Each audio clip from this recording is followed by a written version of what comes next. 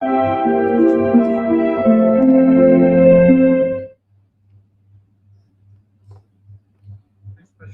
of the Most High Elohim,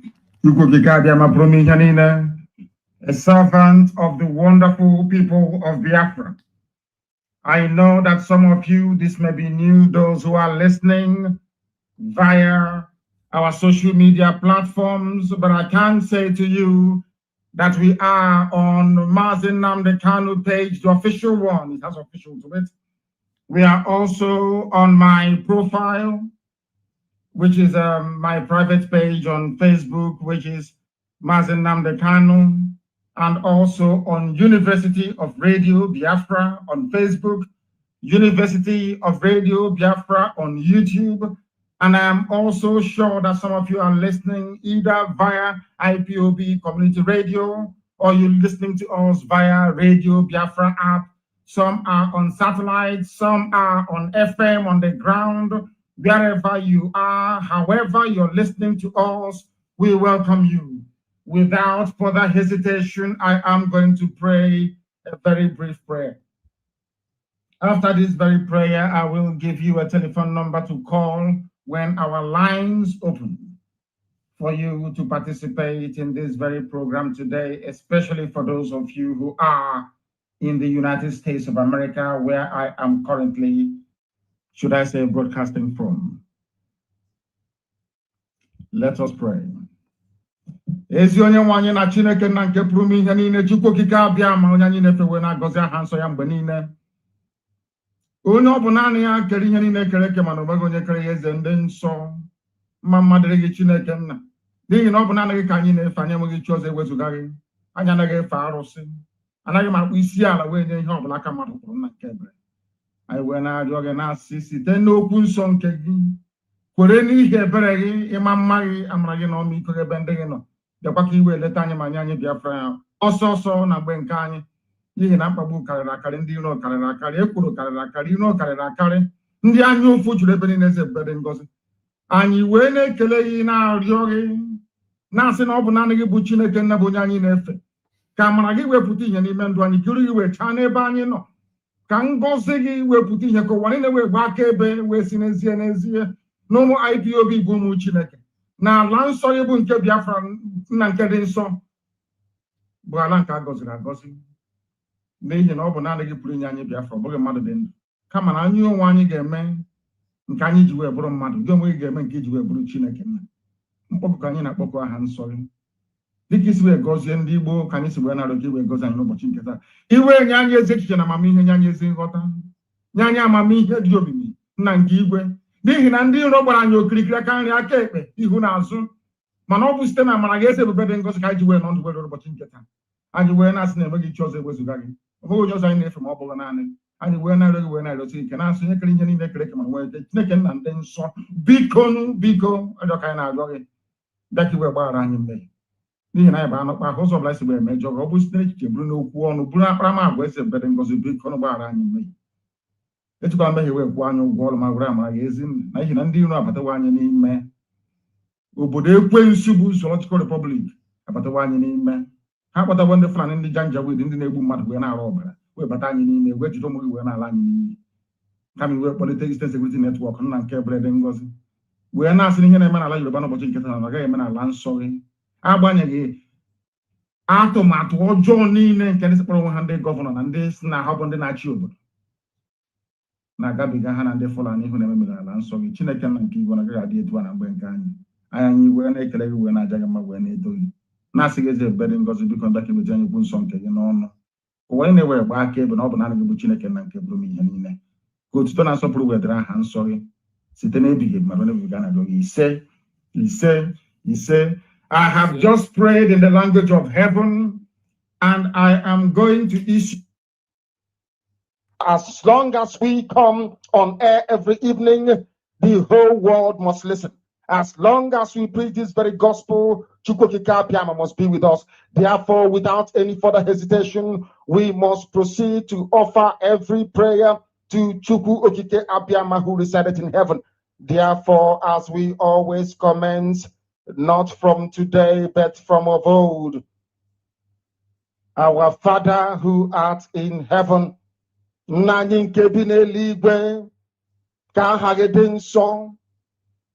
your name may be hallowed by men, that we may bow at the mention of it, that we may offer every glory unto thee, that we may offer you every adoration and adulation, because there is none like thee.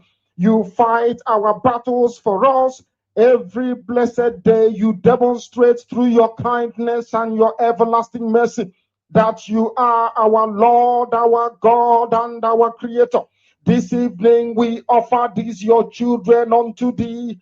All over this very planet that you created, they are listening across the entire 24 time zones on this very planet where they inhabit. They are listening to your gospel this very evening, this gospel of redemption, a gospel of hope, a gospel of restoration, a gospel of renewal, this very gospel of freedom, this very gospel of emancipation as only you ordained. That this very gospel must be preached, that mankind may be set free from the eternal damnation of the creation of the British. My goodness me, I want to remain in the spirit, because we must worship heaven. We answer your name, O Lord of hosts. Everything about us is designed to offer glory unto thee. We have atoned for our sins last year. This very year we have not only atoned for our sins, we have spilled, we have shed blood, they have shed our blood. We have let our sacrifice be made unto thee. Even on the 30th of August, as we are being felled by the bullets of the enemy, by the workers of iniquity and of darkness, we remain very strong today to beckon upon thee, to ask you for your mercy and for your grace, to ensure that your kingdom is restored upon the face of the earth, that you can bring your healing hand to bear upon the life of those of them that you created for one singular purpose, and that purpose alone, which is to worship you in truth and in every honesty. Is there any way that we have erred? Is there any way that our ancestors may have sinned? We confess before a congregation of the whole of humanity to ask you, O Lord of hosts, to have mercy upon us. You must have mercy upon us. We have suffered enough. We have been subjugated enough. We have been tortured enough. We have been imprisoned enough. We did not do these people anything. Our only crime is to answer your name. Our only crime is to be born your children. Our only crime is to excel at everything that we place our hands into. Our only crime is to exhibit your glory and your blessing, which manifestedly is upon our lives every blessed day. That is why they want to kill us. That is why the British want to join those of them who don't know you, to destroy your creation and your inheritance. You will not allow shame to befall your name. You will not allow the enemies to triumph over the lives of your children, because you created us to exist, to worship, to honor, and to praise you. That is exactly what we are going to do when this Biafra comes. It will come in truth and in every honesty, because we remain every blessed day. Chukwabiama believe we're whiter than white and whiter than snow. Is there any way that we have sinned that you cannot forgive us our trespasses, to enable us to fulfill your own word, which was spoken thousands of years ago, that instead of what you promised not to come to pass, that heaven and earth will cease to exist? You opened your mouth to bless mankind to the coming of Yahweh Yeshua, who came here and said, let your kingdom come on earth as it is in heaven. Those words can never be in vain, because they are anchored upon your holiness and your magnificence. That is why in the end we know that Biafra will come, that these children that we have given birth to all over the world, and their children, and their children, and their children, as long as they give birth to them and they are Biafrans, they will worship you in truth and honesty. Through this very work we are doing, mankind will come to understand you. Let your miracle be wrought in our lives. Let us witness and behold your magnificence, your holiness, your mystery, and your grace under our command. O Lord of hosts, we call upon you. We call upon you to heal. We call upon you to provide succor to those of them who are inconsolable. We ask you to come and strengthen those who are weak. We ask you to restore hope where there is hopelessness. We ask you for inclusion where there is destitution. We ask you for one brotherhood, one camaraderie, one bone, one blood, and one flesh of your children. The Efiks and the Bibios, the Izon, the Shekiri, the Isobos, and also those of them from Isoko. We are traveling all the way to the lands of Igala. We are moving on from there to Idoma, to Igede, to the territories of the Igbo land.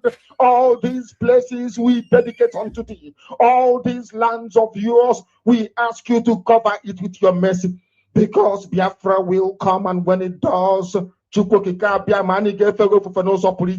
we will dance on the streets. I'm telling you, by the time that we are done, humanity will think that we are mad, we are drunk in your glory, and rightfully so, because your kingdom will come to rest upon this very earth.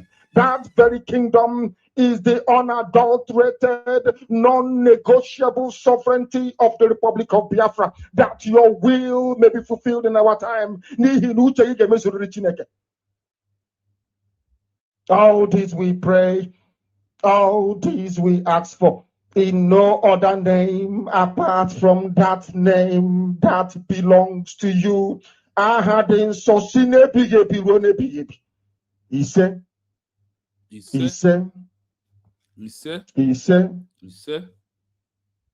my name is not. You know who, where the prayer is coming from the Holy One of people of Biafra, Mazin Nnamdi Kanu. Before we proceed today, we are going to touch light in that agreement that Britain broke in 1884. Before we come into the headline of today's program, the agreement of 1884 that British broke, they destroyed this agreement. And destroying this agreement was why people answer one Nigeria. Destroying the agreement of 1884 was why there is killings, there is genocide, and there is Biafran War in 1967 to 1970. If British never destroyed the 1884 treaties being signed with countries, Eastern, West, and the North, 3 countries at 1884. If Britain or British did not destroy this through Federal Lugard and his men, you see, all this genocide of Christian genocide will not be happening today.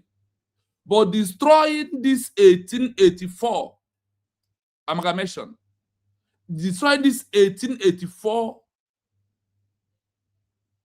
treaties and agreement, that is why you see all this. Do you know that in 1884, that there was recognized us as a state, as a country already, as a nation already? That is why they can be able to sign treaties. Treaties can only be signed by a country to a country, not by a group or organization. It doesn't work like that.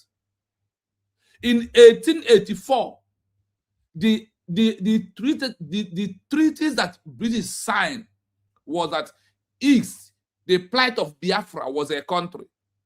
Yoruba nation did not start today. In 1884, British signed agreement treaties with Yoruba nation.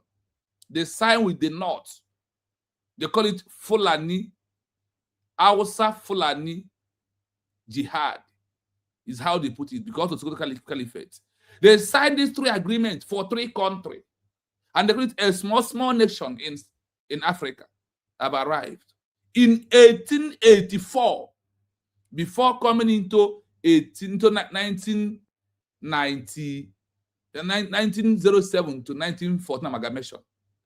If that treaties did not destroy, nobody will answer Nigeria. Nobody will be dying in the name of Nigeria massacre today that's going on today. Before we further more, I want to wish one of our brother, Oliver Hillary, happy birthday. Long live, my brother. Good health. You will prosper in anything you lay your hand on it. And your name will be remain because you are supporting USB we are declared. Good health to you, Oliver Hillary. Good wishes to you, Oliver Hillary. Asị m na ọ ga-adịrị gị mma n'Eke, ọ ga-adị n'Orie, ọ ga-adị n'Afọ, ọ ga-adị na Nkwọ. N'ime ahọ ndụ nke adịrị ka ọ dị ugbu a, ị ga-esi n'ime ya.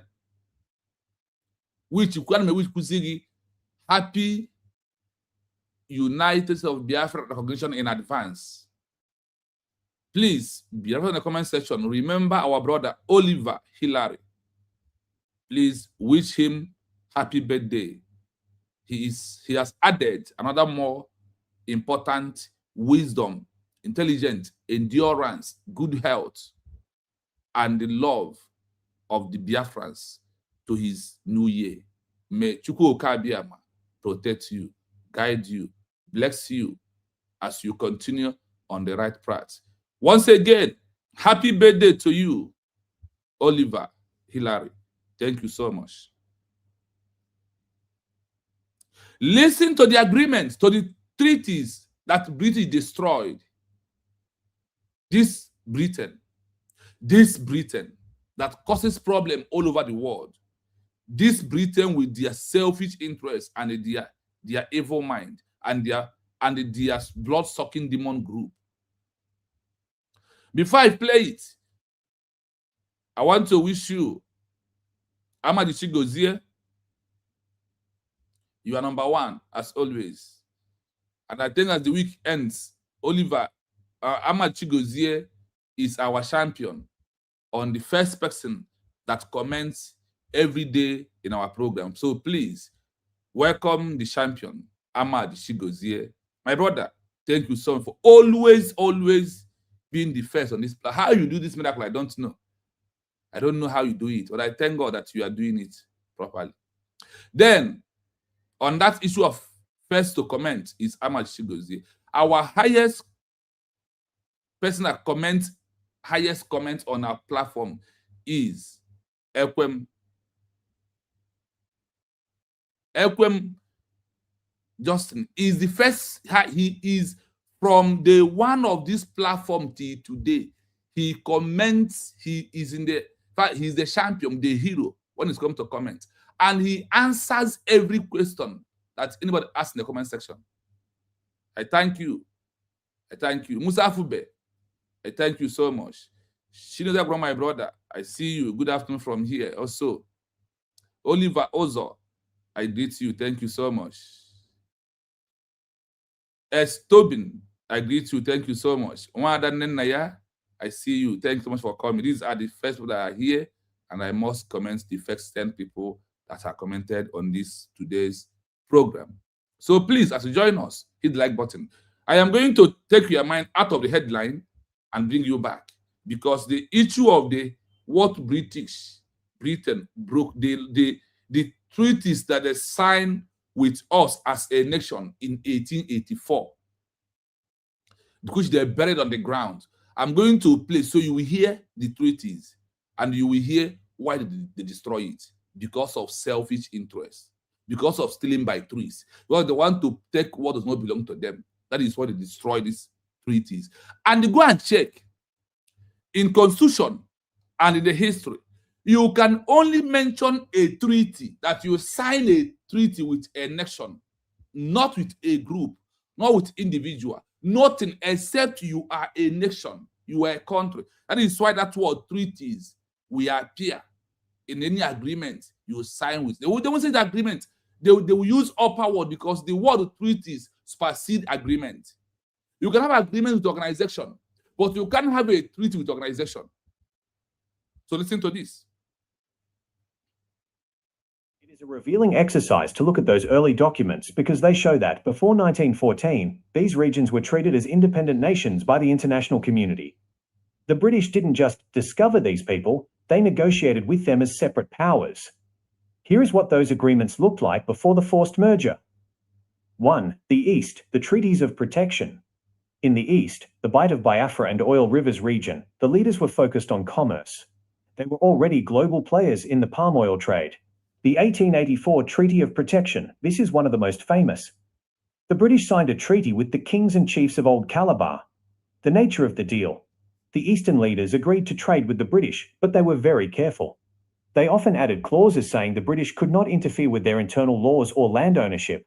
The outcome, these were business contracts. The leaders saw themselves as partners, not subjects. They were signing as the sovereign heads of their own coastal and inland territories.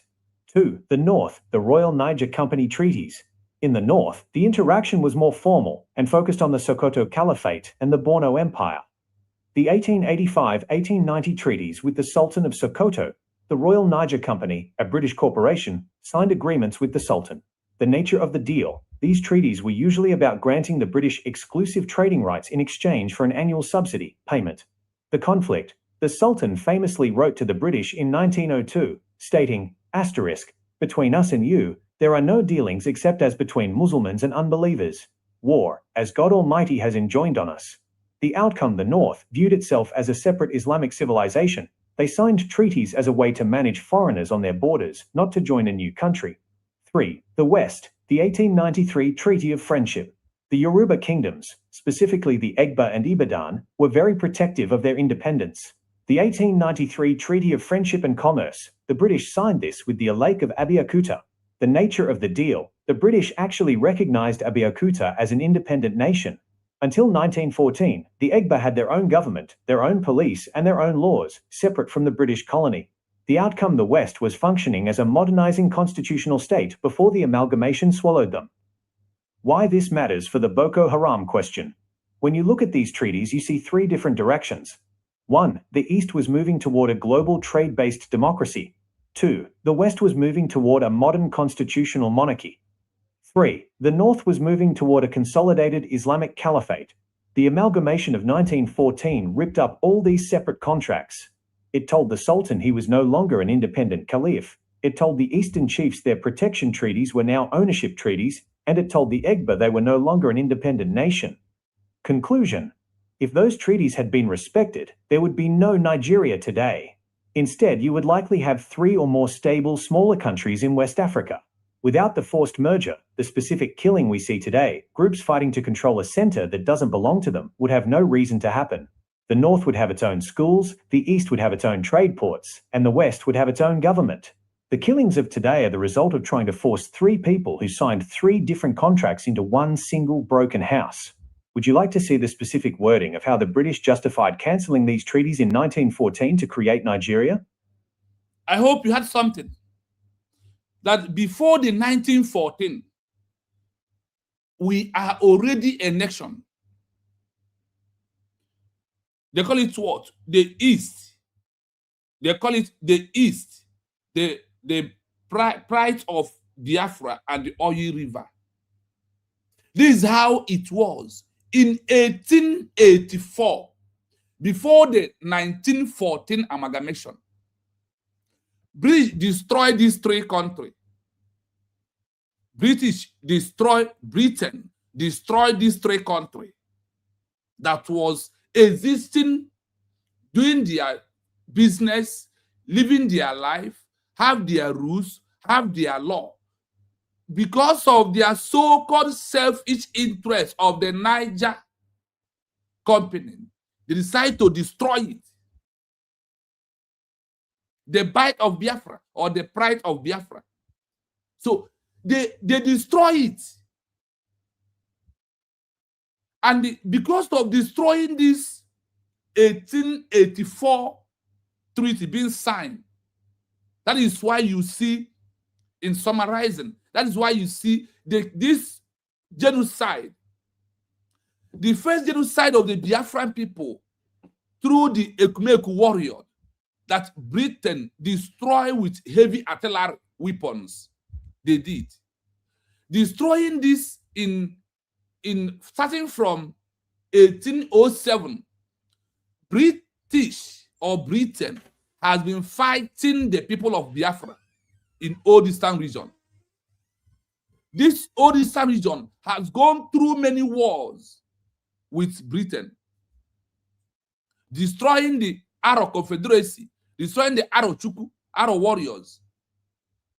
Remember the Agidu Noba. Remember the Quebec warriors. These are war being fight between us and Britain. Without doing them anything, we never travel to England. We never travel to anywhere near them to fight them. Rather, they brought the war to us to eliminate us, destroy us, and to try everything humanly possible. And what happened? When they succeeded between the war in 1900, after destroying the treaties, in 1884, all these years to 1907 was internal war that is going on, eliminating our people, bribing our kings, removing them from their position, and putting the bad ones. It does not start today. Compare this to what the Ipob organization is doing today. Those who fix them in the positions where they are today is one Nigeria that are running through Britain. Now, when you look at the war from exactly the 1807 kick on, they fought this war till 1913. They destroyed the Aro Chuku warriors. After destroying them in December 1913, January 1914, the amalgamation happened, because they have destroyed those that did not allow them to bring this evil country, to bring this death sentence called Nigeria as a country you are seeing today. They did not. That is why the British, after destroying the Kumeku warrior, destroying the Arab Confederacy, and all these things that happened, what happened? They decided in 1914 that they have captured us. They put us where we are today. And where we have exited. We have gone back to retreat back the 1884 that we are a nation. In 1884, the international community that we are looking for today to recognize Biafra as a country. That is why that what we did was declaration of old nation into the new, like repainting an old house to become a new one. This is how it is. So after they have did this, and from destroying the treaties of the 1884 was the reason why we lost over 5 million Biafrans in the genocidal war.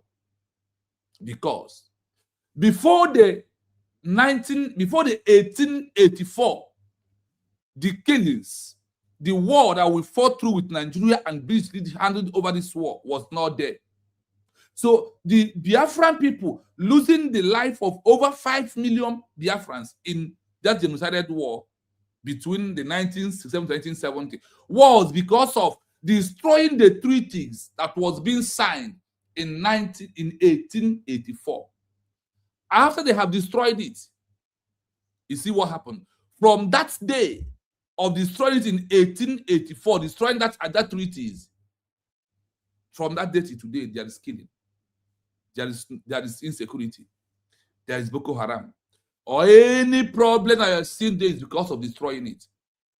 Now, the people of Biafra, through USB, they are declared, we have reaffirmed who we are, and they reaffirmed that treaty is back. That is why we are asking those international community in 1884, before the 1914 amalgamation, to see us the way we are before, and the way we are, the way we was before 1914 was the best one because there is no unknown government. There was no insecurity. There is no Boko Haram. There is no Al Qaeda. There is no thing. Everywhere was peaceful, living a better life, doing our business. We have been playing and doing the business as a country. You had it here clearly. Now, I want to go very quickly. The number one, the first treaty being signed in these three regions, in these three countries, these three nations, was with us. Our own was the first. Because of what? That time, it remains only palm oil. They never discovered the crude oil. They never discovered crude oil in 1884. They only found out that we have palm oil. That was all their attention. Then they signed treaties with the Yorubas because of they also have palm oil and the cocoa. That is why they signed these treaties as a country. We will pay you this amount. You will give us this. This is how much we are the people that have palm oil are selling it. We will sell it to you. Then you will take and go how much you like. Go and say to your Europe country. None of our business. British, their greediness destroyed everything.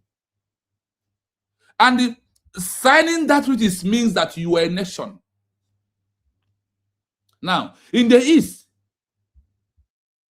the Bight of Biafra and the Oil Rivers region, the leader were forced on commands.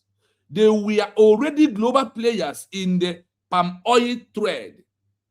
What they used to know then is what? Palm oil trade. Not this crude oil that are killing us today because of it. Listen. The 1884 Treaties of Protection. This is one of the most famous. The British signed a treaty with the kings and the chiefs of old Calabars. The nature of the deal, the East leaders agreed to trade with the British, but they were very careful. They often added clause saying the British could not interfere with the internal law of land of ownership. British destroyed this law of the ownership of the nation called Eastern Nation. It's not start today. Now, the outcome, these were business contracts. The leaders saw themselves as partner, not subject. They were signed as the sovereign heads of a nation, their own coastal and inland territories. They signed as what? As a sovereign nation leaders. A sovereign nation leaders. In 1884, that was when this treaty was being signed. As British, because of what? Why did they sign it? The North. What they signed from the North? Second, the North, the Royal Niger Company treaties. They also signed with the North on their own. But remember that we are the first people. And in which year did they sign with the North? Listen. In the North, the interaction was more firmly and focused on the Sokoto Caliphate and their Bronu Empire. They signed treaties with the North in 1885/1890. Treaties with the Sokoto with the Sultan of the Sokoto. The Royal Niger Company, a British corporation, signed agreement with the Sultan. The nature of the deal, these treaties were usually about granting the British a specific trade right in exchange for an annual subsidy payment. The conflict. The Sultan famously wrote to the British in 1902, stating, between us and you, there are no dealing experts as between Muslim man and as an unbeliever. They don't want to do a business with an unbeliever. They call Britain unbeliever. That they can ask them as the Muslim. They don't have to do business with them. They did not trust them. In 1885, again to 1890. Remember that they had one who brought the conflict. Then in 1902, the Fulani Jihad, the Sokoto Caliphate, they brought the conflict between them and Britain. The war, this conflict interjects to all the states, and Britain start reasoning. If we lose them, we might lose others. What can we do to conquer them? What can we do to call the one nation? They start reasoning how to do the amalgamation. And what happened? They destroyed these treaties. They destroyed this agreement that was being signed by people they were already been seen as a nation. Let's continue. The North view itself as a separate Islamic nation. It does not start today. Before the 1884, the North has already seen themselves as an Islamic nation. That is why in 1986, it was registered officially under OIC, Organization of the Islamic Country. That's Nigeria, that the North are Islam, that they believe in Sharia law. They signed treaties as a way to manage foreigners or their borders, not to join any new country. They don't want Nigeria as a country then. They want to remain the way they are. And that is what they sent to the British. And because now, then, listen. The West, the 1893 treaties of friendship is what they signed from the West. That is Yoruba nation. The Yoruba kingdom, specifically the Iba and the Ibadan, we are very protective of their independence. You had it that they have their independence and they are protecting their independence very well. In 1893, then before the 1893, in 1884, they are living as a nation. They are living as what? As a nation. Let's proceed very fast. The 1893 treaties of friends and commons. The British signed this with the lack of Abeokuta. The nature of the deal, the British actually recognized Abeokuta as an independent nation. The way they was recognized Biafra, the way they recognized East as by the pride of Biafra as a nation. In the same way, they see them. Remember, they recognized us in 1884 as a nation. Then, coming to the agreement, the treaties they signed with the Yoruba nation. They signed these treaties as what? That the Yoruba nation, that the people of the Yoruba, Abeokuta, that they are what? An independent nation. That is why you can only sign a treaty with an independent nation. So for the Biafran people, from the 1884, we have already seen in the eyes of the international communities that we are a nation. We have already been seen that we are what? That we are a nation in these years. Now, let's continue. Until 1914, the Iba had their own government. The Yoruba have their own government. Like the way the Biafran people, like the way the Eastern had their own government and their kings that are ruling them. Had their own government, their own police, and their own laws, separate from the British colonial power. Are you hearing it? The outcome, the West was functioning and the modelizing constitution state before the amalgamation swallowed them. Before the amalgamation swallowed all this constitution, swallowed the three nations that already been exist before the 1914 amalgamation. Is it an evil thing that we have to go back to the way we had before? That we never call Britain to come and merge us together? Why the matter of the Boko Haram's questions today? When you look at the same treaties, you see their different doctrine of nation. The East was moving towards a global trading-based democracy. That's what we're seeing today. The West was moving towards a modern constitution monarch, everyone with their own ideology and how they want to govern their people. The North was moving towards a constituted Islamic caliphate. They are having the law of, they have been moving on their own with their law of the what? Islamic caliphate of Sharia law before the amalgamation of 1914. Because in this religion, in this three nations, everybody has their belief, everybody has their ideology, everybody has their culture, everybody has what they believe and how they want to govern themselves. British come and destroy it. Now, the amalgamation of the 1914 repaid up all these separate contracts. They destroy all the contract they had with the Eastern nation, with the Western nation, with the Northern nation. It told the Sultan he was no longer an independent caliphate. Are you hearing it? British. It told the East chief, the protection treaties were now ownership, that they are the owners of these treaties. They are no longer the state or the nation again, that they are them as the British was the one who is in charge, that they could not manage it again. What happened? And he told the Iba they were no longer an independent nation. He told all these three continent nations that all of you are no longer independent nation.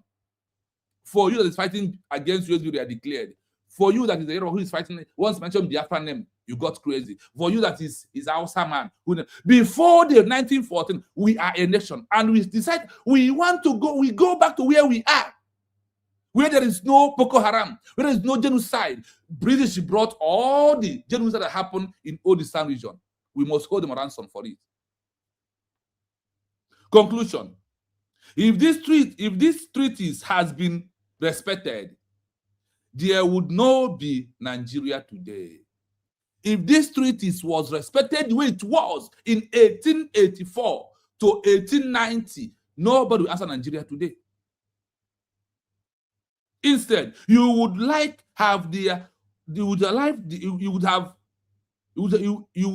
have 3 or more stable small countries in Western Africa. Are you hearing it? Is it okay by you right now that we are a nation before what is happening today? Because of British, the way they are disrespecting you in UK today is what transition, the way they disrespected the treaties and the laws, constitution we have before they come, destroy it, and because of the selfish interests of the Niger company, roll those people together by force. You will, as we are proceeding, you will hear it. Without the force amalgamation, the specific killing we see today, group fighting to control Central that does not belong to them, would have no reason to happen. The North would have its own schools, the East would have its own trade posts, and the West would have its own government. Are you satisfied that we are a nation before the 1914 amalgamation? They won't bring this document to you to read. Please keep it on a secret document. I know what it takes me to pull it off. The secret of 1884. Treaties that are signed by this evil UK, evil England, evil Liverpool, evil Manchester. All of them are evil. The sucking blood demons of the people of the old Eastern region. British are the cause that you are seeing genocide today. Because if they did not destroy the treaties of a nation's three nations in 1884, nobody will answer in Nigeria, where people are being died today. The North would have moved on with their Sharia law. We could have moved on with our Christian and the democracy law. The West will move with their own. And the gain they are making today to build the North could have not been there. And they could have not seen a way to destroy our Arochukwu. They could have not seen a way to cause the Biafran war. British must pay for all these things that they have cost the people.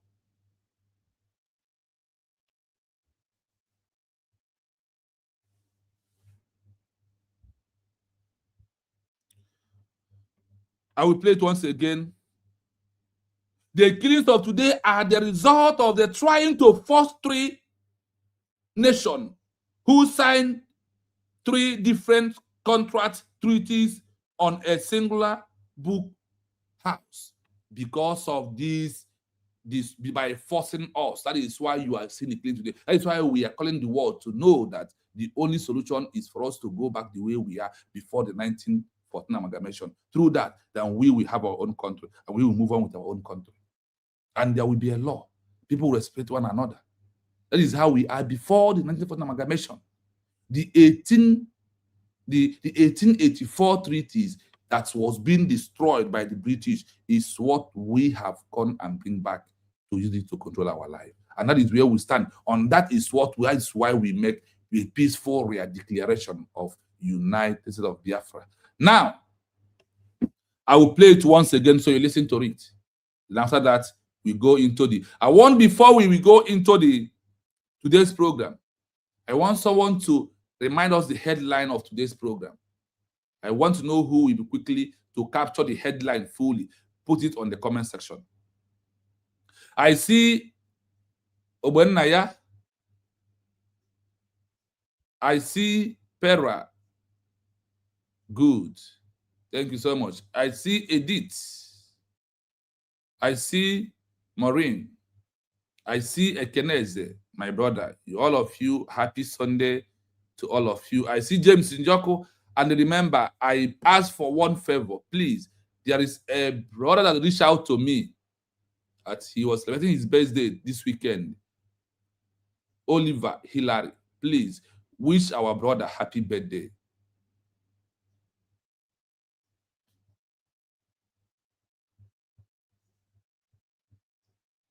Yes, my sister, Wada. That is how it is. All this was in the. Have you ever in life know that in 1884 that we are a nation, that they signed treaties with us that we are country, and they come to destroy it? We have reaffirmed who we are back. During the words of Mazen Nandeka. And now that we have reaffirmed who we are, nobody will stop us.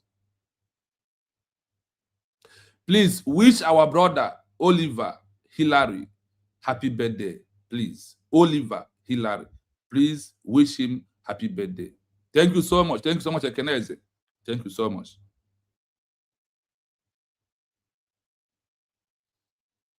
It is a revealing exercise to look at those early documents because they show that, before 1914, these regions were treated as independent nations by the international community. The British didn't just discover these people, they negotiated with them as separate powers. Here is what those agreements looked like before the forced merger.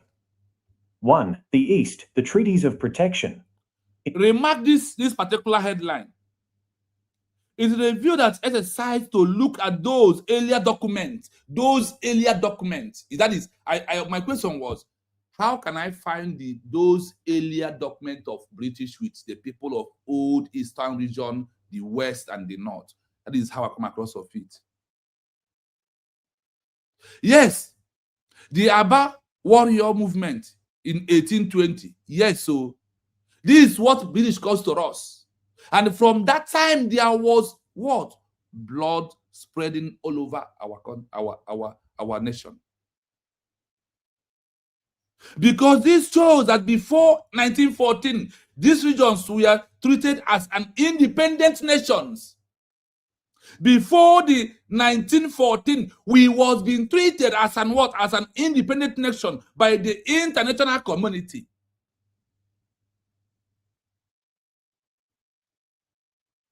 And British destroyed it because of their selfish interests. In the East, the Bight of Biafra and Oil Rivers region, the leaders were focused on commerce. They were already global players in the palm oil trade. The 1884 treaty. This in 1884, nothing like crude oil. What we have then is what? They had it palm oil. That is the first thing they discovered that we have, and they come.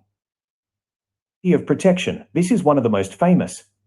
The British signed a treaty with the kings and chiefs of Old Calabar. The nature of the deal. The Eastern leaders agreed to trade with the British, but they were very careful. They often added clauses saying the British could not interfere with their internal laws or land ownership. The outcome. These were business contracts. The leaders saw themselves as partners, not subjects. They were signing as the sovereign heads of their own coastal and inland territories. 2. The North, the Royal Niger Company treaties. In the North, the interaction was more formal and focused on the Sokoto Caliphate and the Borno Empire. The 1885-1890 treaties with the Sultan of Sokoto, The Royal Niger Company, a British corporation, signed agreements with the Sultan. The nature of the deal: these treaties were usually about granting the British exclusive trading rights in exchange for an annual subsidy payment. The conflict: the Sultan famously wrote to the British in 1902, stating, "Between us and you, there are no dealings except as between Muslims and unbelievers. War, as God Almighty has enjoined on us." The outcome: the North viewed itself as a separate Islamic civilization. They signed treaties as a way to manage foreigners on their borders, not to join a new country. 3. The West. The 1893 Treaty of Friendship. The Yoruba kingdoms, specifically the Egba and Ibadan, were very protective of their independence. The 1893 Treaty of Friendship and Commerce, the British signed this with the Lake of Abeokuta. The nature of the deal: the British actually recognized Abeokuta as an independent nation. Until 1914, the Egba had their own government, their own police, and their own laws, separate from the British colony. The outcome: the West was functioning as a modernizing constitutional state before the amalgamation swallowed them. Why this matters for the Boko Haram question. When you look at these treaties, you see three different directions. 1. The East was moving toward a global trade-based democracy. 2. The West was moving toward a modern constitutional monarchy. 3. The North was moving toward a consolidated Islamic caliphate. The amalgamation of 1914 ripped up all these separate contracts. It told the Sultan he was no longer an independent caliph. It told the Eastern chiefs their protection treaties were now ownership treaties, and it told the Egba they were no longer an independent nation. Conclusion: if those treaties had been respected, there would be no Nigeria today. Instead, you would likely have 3 or more stable, smaller countries in West Africa. Without the forced merger, the specific killing we see today, groups fighting to control a center that doesn't belong to them, would have no reason to happen. The North would have its own schools, the East would have its own trade ports, and the West would have its own government. The killings of today are the result of trying to force 3 people who signed 3 different contracts into one single broken house. Would you like to see the specific wording of how the British justified cancelling these treaties in 1914 to create Nigeria? Tomorrow we are going to look into the argument British present and why they cancelled the treaties that was being signed. That's why they cancelled that we are nation. Imagine. Can a black man do that? Our brother Oliver Hillary, you can see the Biafrans wishing happy birthday. Thank you so much for reaching out to us, and we appreciate you for all you do, being on the right track of our new nation. Thank you so much. Thank you. Remember, I asked this. Please hit the like button, like our brother Ekwem Justin said. Hit the like. Remember our code. Chigozie James is the only one who remember this code. The second code. Nigeria must go out of Biafra land.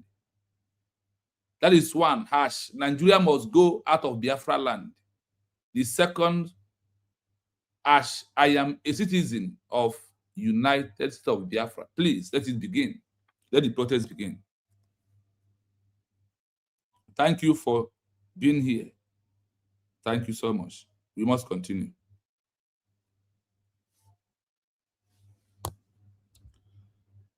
Now, the program today, the headline is what I asked some of us to go and get the headline. Who remember the headline?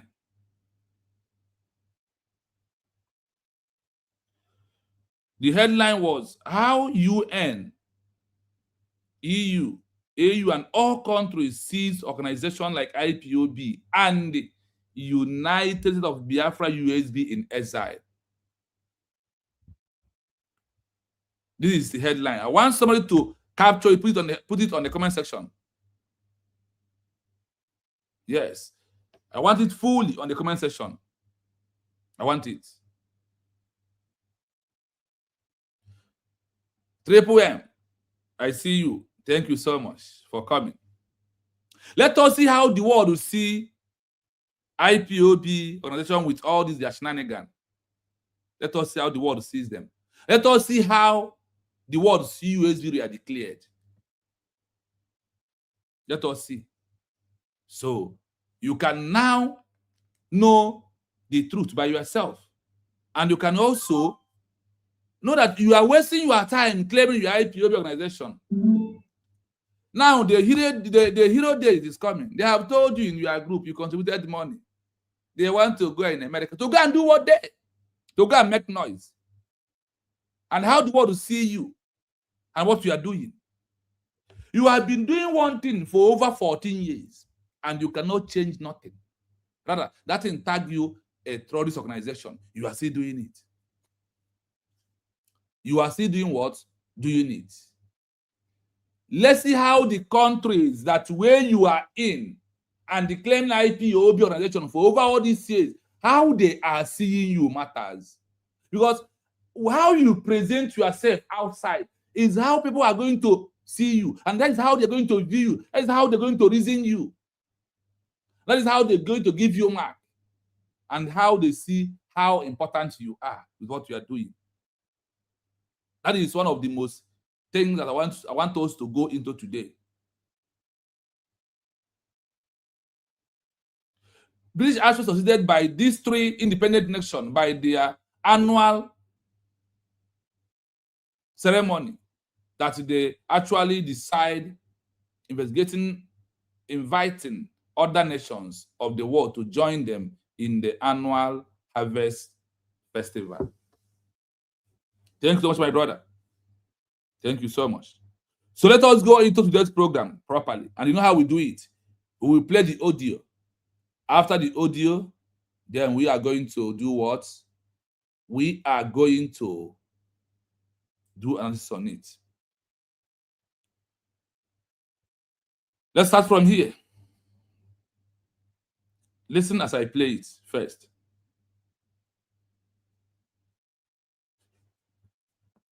In the eyes of the international community, there is a profound legal and diplomatic distinction between an organization that relies solely on agitation, protests, activism, and public pressure, and one that transitions into an administrative or governing entity. While agitation raises awareness, it rarely satisfies the rigorous requirements for international recognition or statehood. Here is how the two are differentiated. 1. Legal personality versus political movement. An organization focused on agitation is generally viewed as a political movement or a non-governmental organization, NGO. While it may have moral authority, it lacks legal personality under international law. To move beyond this, an organization must demonstrate the criteria established by the 1933 Montevideo Convention: a permanent population, a defined territory. Government. This is where agitation fails. A government must show it can provide services, maintain order, and manage the affairs of its people. Capacity to enter into relations with other states. This requires formal diplomatic channels, not just public protests. 2. Effective control and administration. The international community prioritizes stability. Agitation is often seen as a challenge to existing stability, whereas administration is seen as the creation of a new, functional order. Agitation. Protests signal discontent but do not prove that a group is ready to manage a country's economy, judicial system, or security. Administration. When a group begins issuing identity documents, passports, IDs, establishing a civil service, or creating a government in exile, it signals functional readiness. This is often referred to as effective control, or the intent to exercise it. 3. The Kosovo precedent and legal continuity. Modern international law, influenced by cases like Kosovo and historical liberation movements, such as the FLN in Algeria or SWAPO in Namibia, looks for administrative legitimacy. The protest model often results in being categorized as an internal matter for the existing state to handle. The restoration model. By drafting formal instruments like a Restoration Act and establishing legal continuity, a group argues that it is not just protesting an old system, but restoring a legitimate one that was illegally interrupted. 4. Diplomatic reception. The eye of the international community, represented by bodies like the UN, EU, or AU, reacts differently to these two modes. Feature: agitation and protest. Administrative/sovereign claim. Primary tool: street demonstrations, strikes, media campaigns. Legal instruments: government structures, civil registries. International status: viewed as activists or Sorry why I post it. You will see our brother will wish happy birthday on the comment section. My brother Oliver Hillary. Biafrans continue to wish happy birthday even up to today. So if you scroll the headline, you will see, and I urge every Biafrans who enter in, our brother Oliver Hillary reach out to us And we want Biafrans to wish him a happy birthday. If you're just joining us, please, happy birthday prayers and wishes to our brother Oliver Hillary. Once again, you are here. Without you being here, I already said it. Happy birthday, my brother. Omaka mere ogadrege na maneke. Ogadrege na manafo. Ogadrege na manorie. Ogadrege na manampo. Ogadrege na mahilano bolano. Igneje na bata. So far, you are on the right track of USB we are declared, having your country that you love so much. Happy Biafra US recognition in advance. Also, in your one that you have added. Happy birthday once again, my brother. One love. We move. Insurgents, viewed as representatives or a government in exile. Response, human rights monitoring and statements of concern, diplomatic engagement, observer status, or legal recognition. End goal, policy change or awareness, statehood and legal sovereignty. Summary, agitation is a tool for mobilization, but administration is a tool for legitimacy. For a movement to be taken seriously as a sovereign entity, it must eventually pivot from the language of the streets to the language of the law, formalizing its structures so that foreign governments have a recognizable entity with which they can legally negotiate. I hope you had something here. Agitation is a tool for mobilization, but administration is a tool of legitimacy. Biafran government in exile. Government. For a government to be taken seriously as a sovereign entity, for a government in exile to be taken seriously as a sovereign entity, it must eventually move from the language of street, IPOB street, USB, a legal movement of the people, has moved away from the street into a formalization of a structure of a foreign government. It was eventually prove it from the language of the street to the language of the formalizing its structure so that foreign governments have an organized entity with which they can legally negotiate. If you don't move into a government in exile structure, nobody sees you. Continue making you are not. The world is not going to tell you, please, you are making noise, stop. But this is how the world sees you. A street human being, IPOB organization. The world sees you, the international communities, the country where you are, see you as what? As a street bagger, as a street protestant, as somebody who is making noise. That is how the world sees. No, there's no other way around. In America, where you are, in UK, that is why they don't talk about you. They never called you and said, why are you protesting? You are protesting because you want Nigeria to solve your problem for you. I will play it again. Mommy Doreen, Mommy Oju, I see you. It's a very long time. You are busy. And our time also. Thank you so much for coming. Happy Sunday to you all Biafrans. Comfort. I see you. Thank you so much.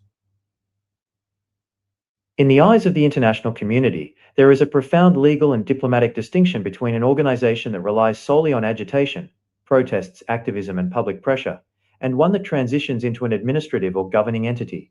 While agitation raises awareness, it rarely satisfies the rigorous requirements for international recognition or statehood. Here is how the two are differentiated.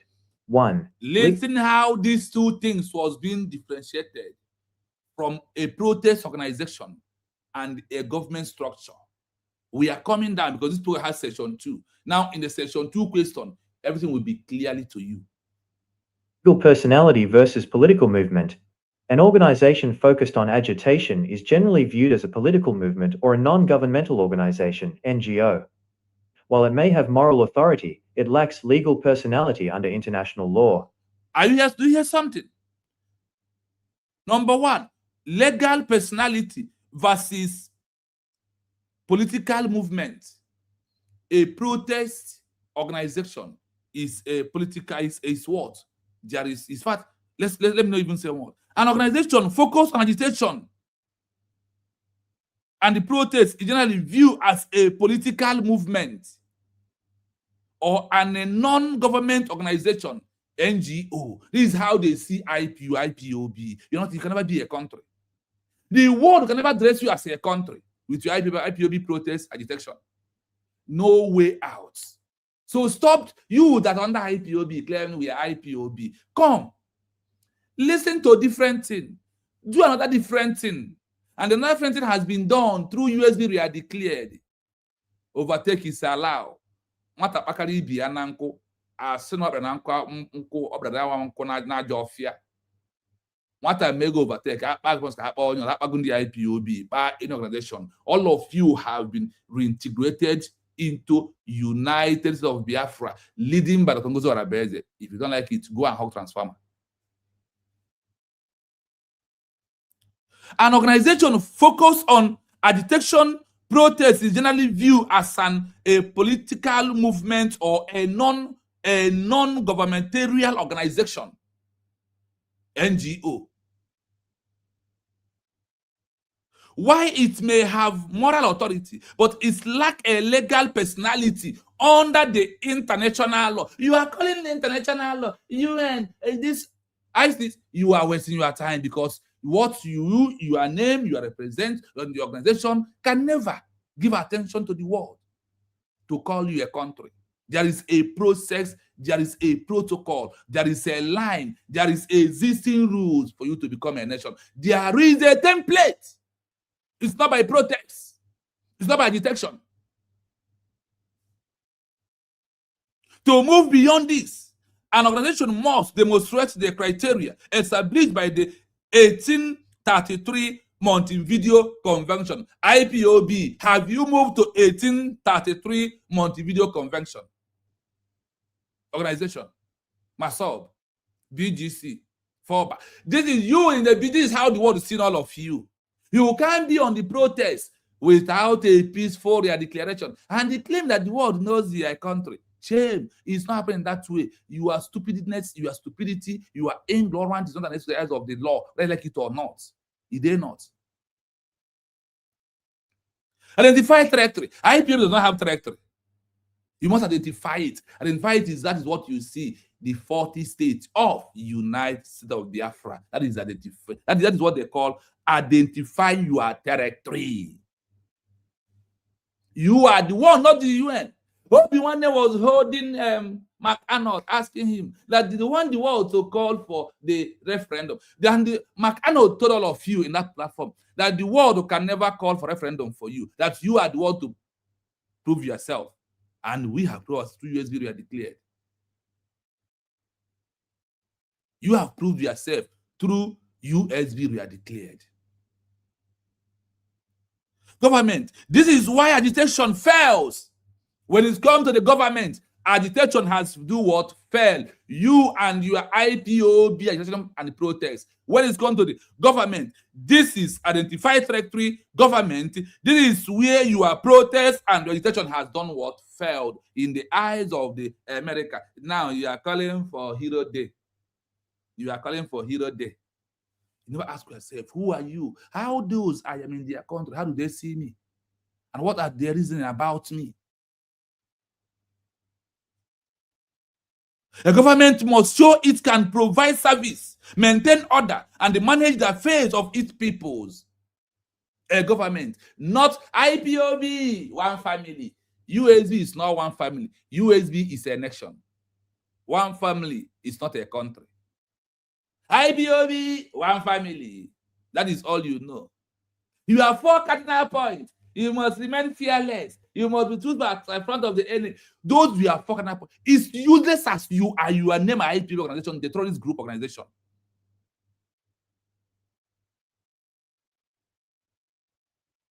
Your name sound stupid. You also act stupid.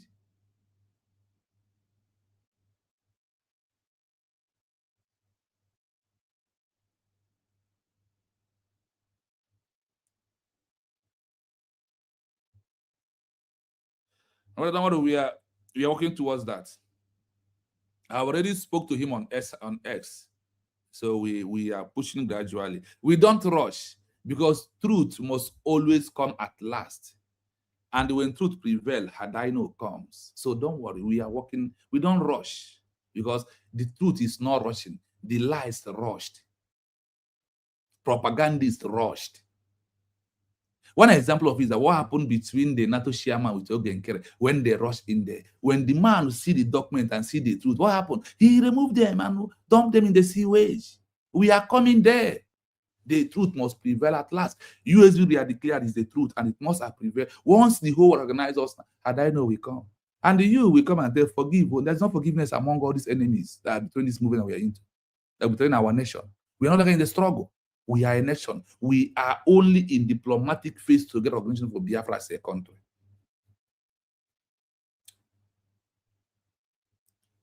Capacity. A government must have capacity to enter into relations with other states and sign treaties. The treaties that was signed in 1884 with British, they see us as Eastern region, as a country, as a nation. They destroyed it in 1890. They destroyed it.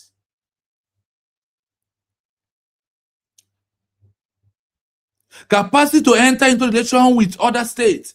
The requirement from the diplomatic channels, not just public protests, not just public protests. You hear it? Not just a public protest. Today they are calling you, they are preparing you for Hero Days. For under what? Under a name organization, protest organization, a non-state actor, a political movement that has no legal backup. Ipob organization with their protest has no legal backup. What has the legal backup is USB we are declared. Make one or two research, find out, change what we are doing from time immediate, do another different thing and find another different result. Effective control and the administration. The international community.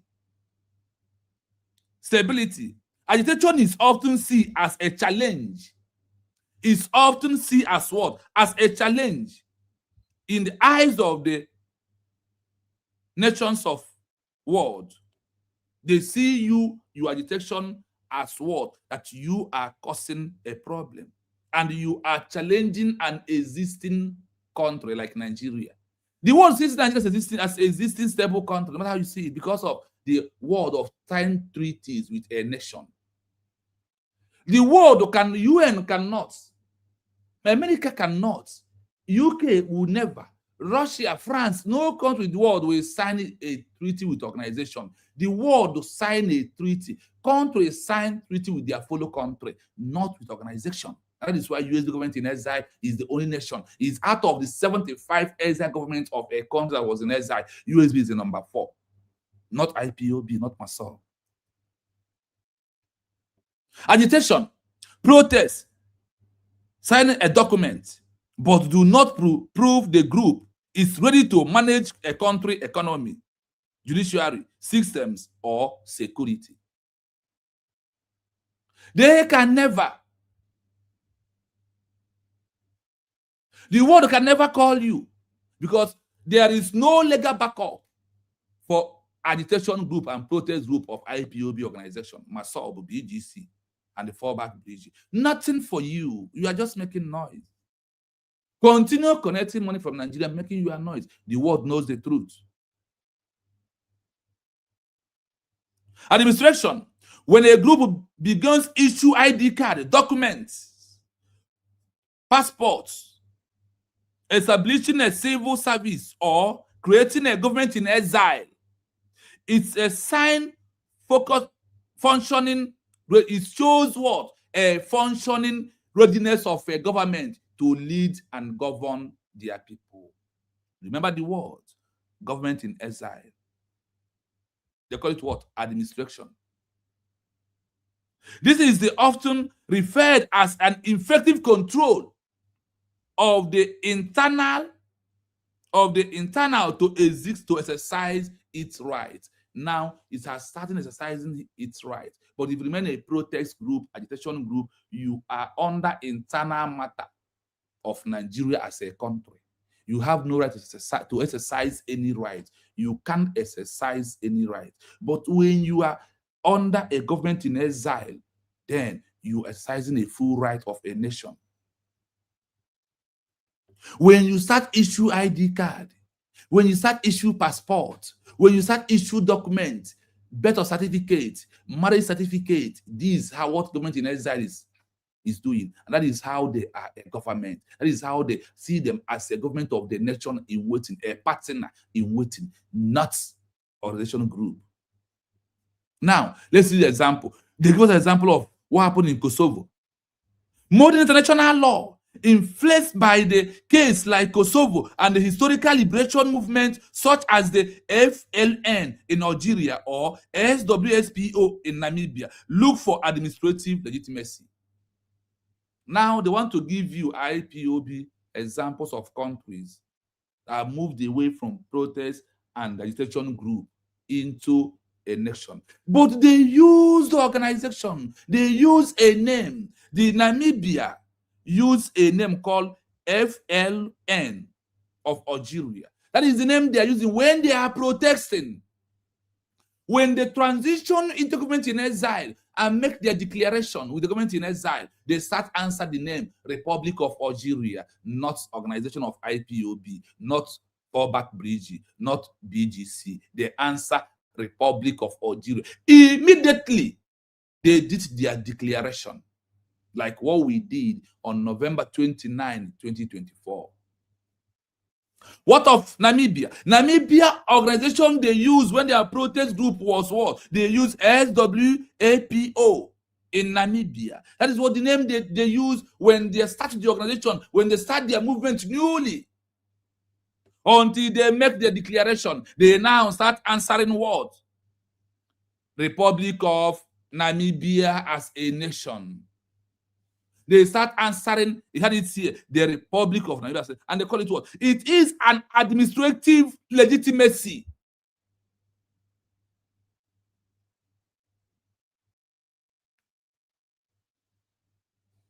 This is how it goes to every other country. This is how others becomes. So you are not the first person that are looking for a nation that was lost in 1967 to 1970. They all go through this process that you are today. When are you IPOB, you are BGC, going to transition as a peaceful declaration government that make a declaration, that issue ID card, the passport, document of marriage, birth certificate, and knowing that you are in charge of your people as a government of a nation.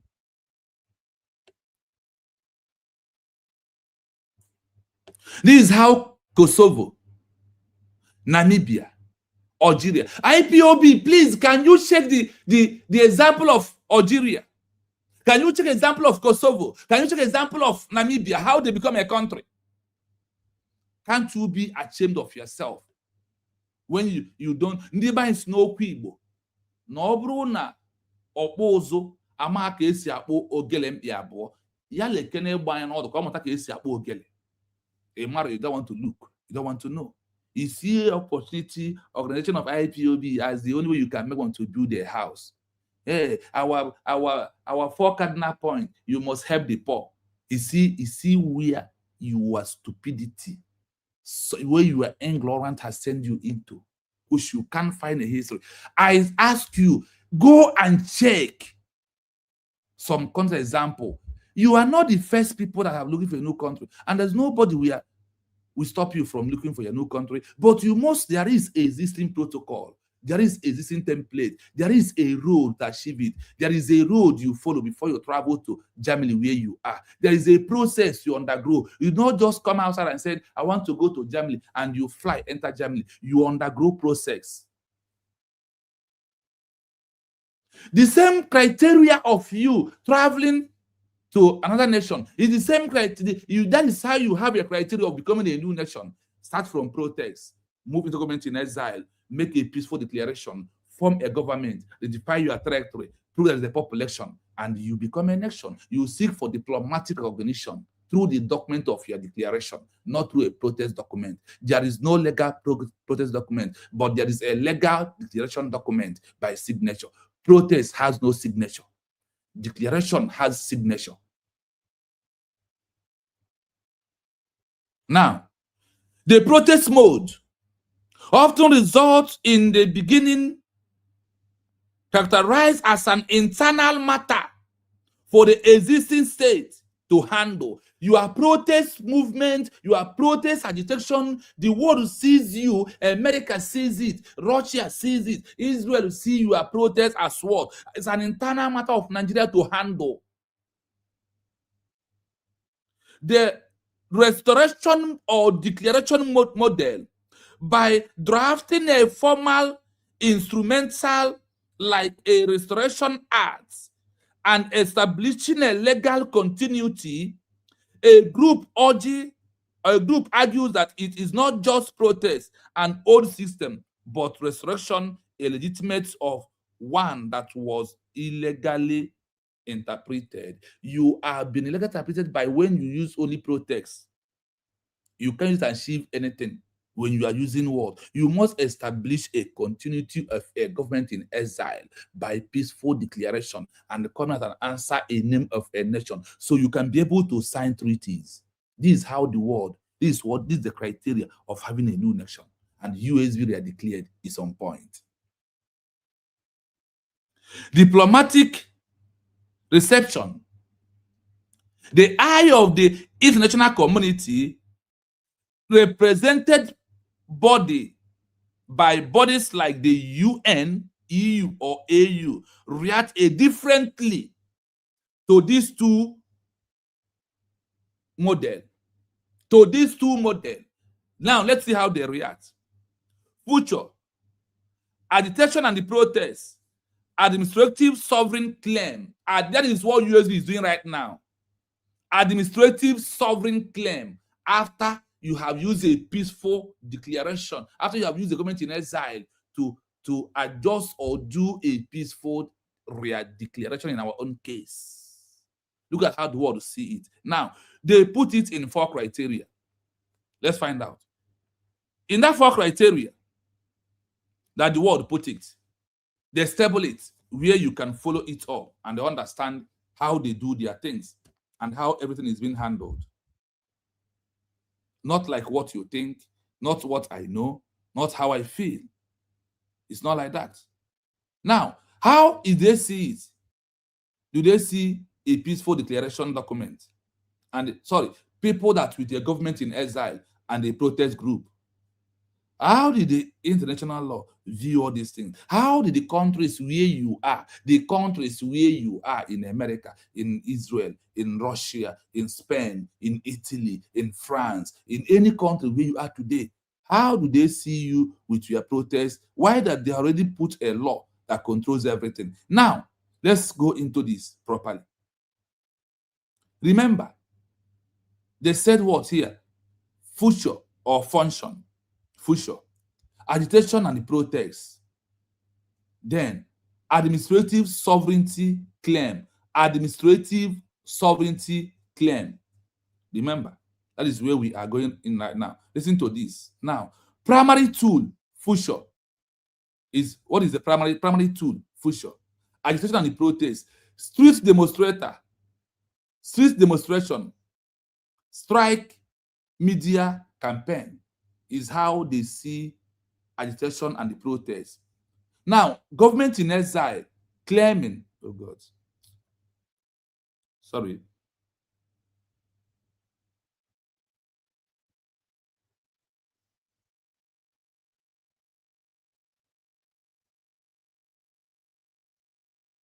Now, when it comes to the side of government in exile, legal instrument, government structure, civil registered, government in exile. SMU, if I see you, you're welcome. Thanks so much, brother. Good evening from here. How the world will see a protest group and government in exile. That is our headline, and we are drafting down to that. Now, administrative sovereign claim after your peaceful declaration. Legal instruments because of the document of the declaration. Government structure, civil registered, are you hearing it? For the agitation and the protest, street demonstrations, strike, media campaign is what we are doing. Now, let's go. International status view about government in exile and the protest group. View as an activist. View as what? As an activist. The Ipob organization or insurgency group. Now, on the side of government in exile, view as representative or a government in exile. They view our government as what? Representative of the over 80 million Biafrans, not Ipob organization. We continue. Then, response from the international community and all the countries in the world. Human rights monitoring and the statement of concern is how they see you. Now, diplomatic engagement, observed status or legal recognition from a government in exile that made a peaceful declaration and proving a structure of a government by issuing ID card, passport, document of birth certificate, document of marriage. They see what? I said, or legal recognition. The recognition is legal. And what? Look at this here. Diplomatic engagement by a government in exile that make a peaceful declaration or re-declaration. This is how the world will see it. They said, observe status, the status of the government in exile. They call it what? That it leads to a legal recognition, not Protestant group Ipob. Now, we go. End goal of it, the agitation group, police change or awareness. You are just creating awareness. Now, on the side of government in exile, statehood and the legal sovereignty after a peaceful declaration of a new nation. You have become what? You are a stateholder. You are no longer activist and a non-state actor. You become a stateholder and the legal sovereignty. You see why that nobody will rest our DPM. The world will see USB and their leaders as a legal sovereignty country, whether they like it or not. You are not the one that presented all these criteria. Neither me. After the program, go to our WhatsApp group. If you want to share this to the audience, you can copy, you can forward, I will forward the document there. Then from there, you can take it over and share it so they can read. In summary, agitation is a tool for mobilization. That's what Mazan did. But administrative of government in exile is a tool for legitimacy, for a movement. For a movement to be taken serious as a sovereign entity, it must eventually move from the language of the streets to the language of the law functioning. It is its structure so that the foreign government have a recognizable entity with which they can legally agree on it. The international community, how they see all these things that we are doing. And you are not in social media. You are not in social media. And they see you as a noisemaker. They only see a government in exile as the one that is legal, sovereignty, legal, legitimacy, representing his people, not by protest group. Now, we are going into the last section of this program. How did the international community see organization with only agitation and protest and the government in exile with peaceful re-declaration in this 21st century? How do they see all these two groups? Now, I want you to pay more attention because I know why I repeat the question and add jara on it so you can be able to be clear. Now, listen, let everything be clear to you. In the 21st century, the international community, governed largely by the United Nations (UN), and regional bodies like the EU or AU, has developed a very specific lens for viewing these two distinct paths. The shift has moved away from revolutionary recognition toward legal and administrative legitimacy. Here is how the international community distinguishes them today. 1. Organizations of agitation, the internal affair lens. In the current century, groups that rely exclusively on protests and agitation are often framed through the lens of human rights rather than sovereignty. Status as civil society. Global powers usually view these organizations as political activists or dissidents. The sovereignty barrier. As long as the group only protests, international law typically treats the situation as an internal matter of the existing state. Foreign governments may condemn the host country for suppressing protests, but they will not treat the protesting organization as a peer or a government. Risk of marginalization. Without a formal administrative structure, these groups risk being labeled as insurgents or destabilizers if protests turn violent, which can lead to international sanctions or being ignored by diplomats who value regional stability. 2. Government in exile with peaceful redeclaration. The 21st century approach to a government in exile, GIE, that uses a peaceful redeclaration is viewed through the lens of legal continuity. This is seen as a much more sophisticated and palatable approach for diplomats. A. The peaceful advantage. In the post-9/11 era, the international community is extremely hesitant to support armed movements. A peaceful redeclaration signals that the organization intends to join the international order rather than disrupt it. It aligns with the responsibility to protect R2P and democratic norms. B. Functional sovereignty. A GIE that goes beyond words to perform administrative acts, such as issuing identity documents, establishing a cabinet, or codifying laws, creates a state in waiting. The documentation strategy. When a GIE issues passports or IDs, it is not just a symbolic act, it is a signal to the world that they are ready to manage a population. The Kosovo precedent. The international community has shown that if a group can prove the existing state has forfeited its right to rule through systemic abuse, a peaceful and organized administrative alternative can gain remedial recognition. 3. Key differences in treatment. Basis of comparison. Agitation only. GIE with redeclaration. Primary audience. The general public/media. Foreign ministries/international courts. Legal standing. No standing in international law. Can seek standing via the Montevideo Convention. Diplomatic engagement. Meeting with NGOs or lower-level envoys. Potential for observer status or diplomatic recognition. Institutional strength. Fluid. Depends on crowd size. Structured. Based on a constitution and registry. 4. The 21st century reality. The hybrid requirement. Today, the international community rarely grants recognition based on a declaration alone. They look for a successor state capability. If a movement only protests, it is seen as a problem to be solved. If a movement establishes a peaceful government in exile with a formal redeclaration and administrative structures, it is seen as a partner in waiting. The peaceful nature of the redeclaration is critical because it allows international bodies, like the UN or the Court of Justice, to engage without the stigma of supporting militancy. In summary, the 21st century international community views agitation as a cry for help, but it views a government in exile with a peaceful redeclaration as a formal bid for a seat at the table.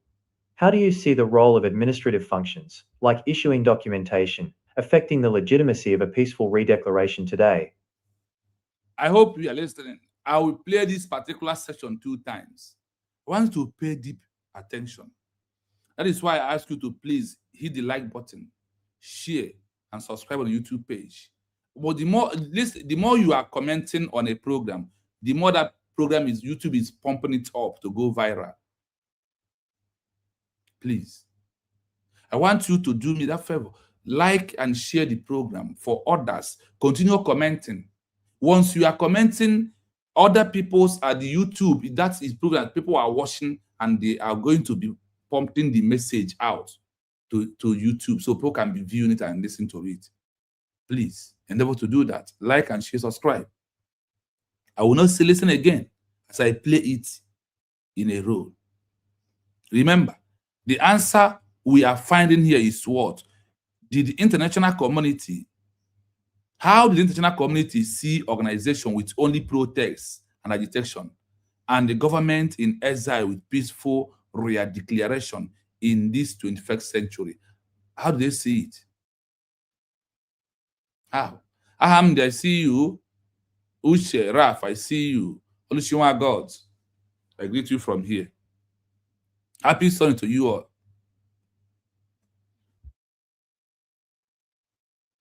In the 21st century, the international community, governed largely by the United Nations, UN, and regional bodies like the EU or AU, has developed a very specific lens for viewing these two distinct paths. The shift has moved away from revolutionary recognition toward legal and administrative legitimacy. Here is how the international community distinguishes them today. 1. Organizations of agitation, the internal affair lens. In the current century, groups that rely exclusively on protests and agitation are often framed through the lens of human rights rather than sovereignty. Status as civil society. Global powers usually view these organizations as political activists or dissidents. The sovereignty barrier. As long as the group only protests, international law typically treats the situation as an internal matter of the existing state.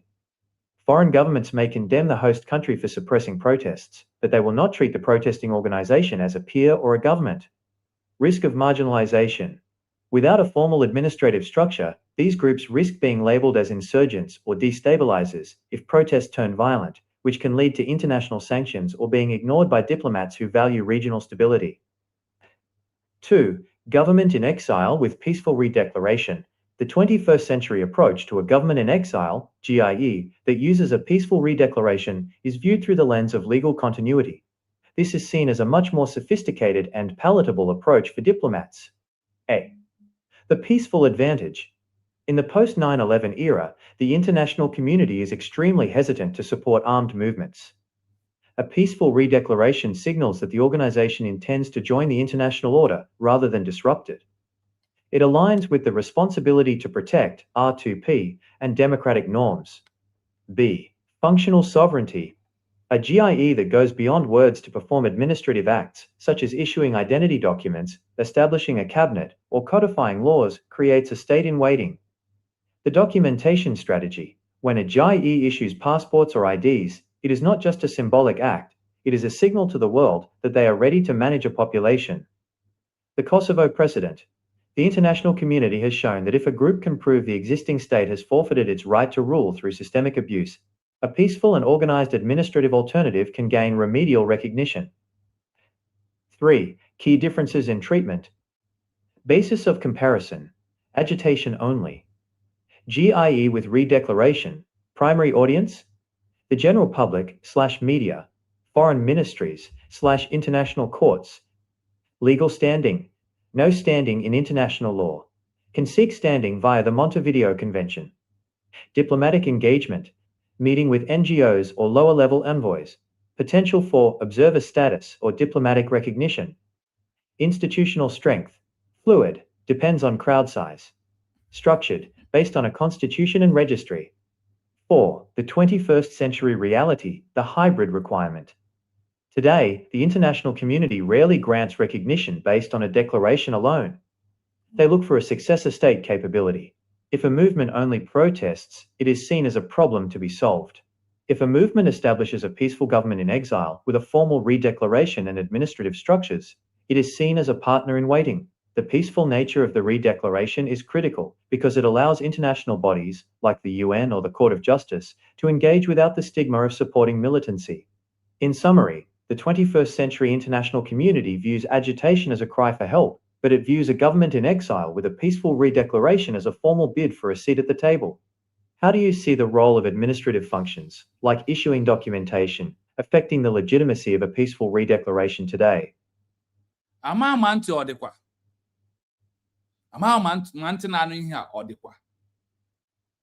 There is 21st century, and there is a 9/11 century, and there is a road to where we are today. There is. Now, with all this you are hearing, they give you an example of where this has led to recognition. They have given us Namibia, they give us Algeria, they give us Kosovo, and many more. How they achieve their own nation and how they become a country today, and how the world view a group with a protest and agitation. In the 21st century, the international community, governed legal by the United Nations, UN, and the regional bodies like the EU or AU, have developed a very specific lines for view these two distinct paths. The shift has moved away from the revolutionary recognition towards a legal and administrative legitimacy. The world has walked away, and we are here. We are the size. Look at the protest, full road. The people want you, UN, to organize us with them of protest. And look at that people that you are in their country protesting. You are in Ireland on Hero Day. You come out on the street, you march, you put a music, you dance, you sing, holy, holy, Nnamdi Kanu is another savior. That one end, you sing. Enyanyi Biafra wanting to ganyeme ya kodima. Enyanyi Biafra wanting to Chukoki kanyina yo na. You were noise make on the street. Estrongi wemia. Estrongi break coordinator for roughly 8 years. But I see transition. I understand how the movement is being changed. I use family to compare that a family transition from one person to a family, from there to a large family that the world knows about them. Only a father is not a family. Only a mother is not a family. What makes a family is father, mother, and sons and daughters. The same way when you want to travel, you have to get document to travel.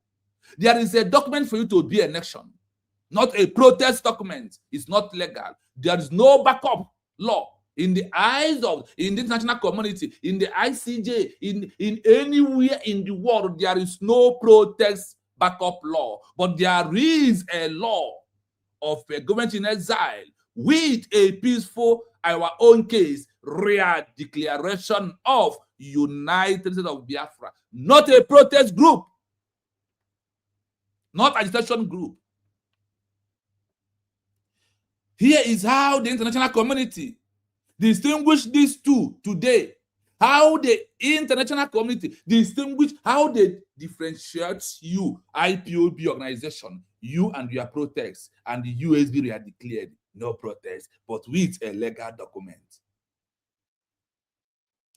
Organization of agitation, the internal affair of Nigeria, UIP, what you are agitating for is for Nigeria to be a better country. Not that you want Biafra as a country. Forget that you are shenanigan. The world knows you and know what you represent and what you are agitating for. In the current century, groups that relied in executively on protest and agitation are often framed through the lines of human rights rather than a sovereignty. The world sees you as a problem of Nigeria, of a human right, not a sovereignty. In the case of a sovereignty, you are a nation, not by a human right view. Status and civil society.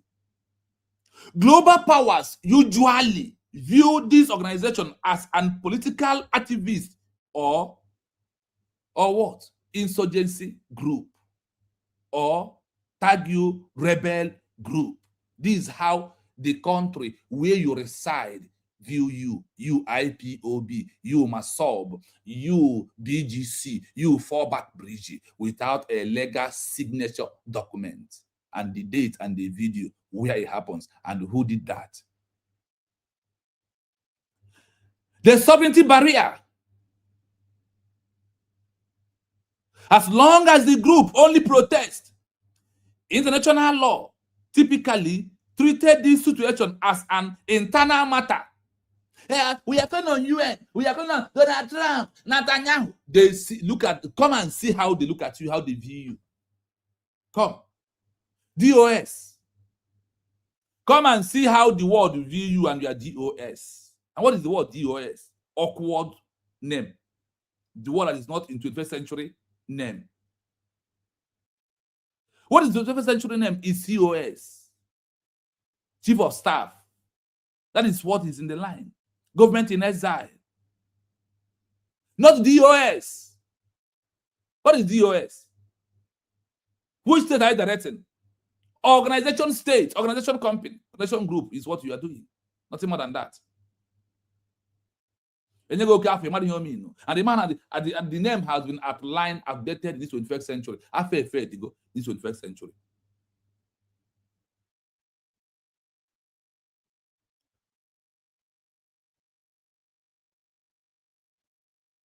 The sovereignty barrier. As long as a group only protests, international law typically treated this situation as an internal matter of the existing state. They see that is why for over how many years you are protesting, nothing serious. The world sees what you are claiming and what you are doing as what? As a problem of Nigeria, of existing reality that is internal matter of an existing state. Which is the existing state in terms of IPOB? Is Nigeria government as a country. That is the existing state you have. And that is where your problem lies. They are the one to solve your problem. Not the international community. Not them.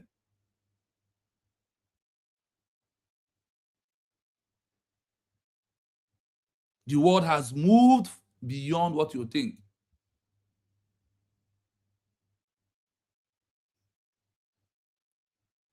Foreign governments may condemn the host country for suppressing protests, but they will not treat the protestant organization as a pay or a government. The world is telling us that they can never treat you, IPOB organization, as a government. A government is not what you call yourself. You are DOS, the director of state, is not what the world is looking for. They are looking for a government in exile. Not the name you give yourself that is not in line with 21st century laws.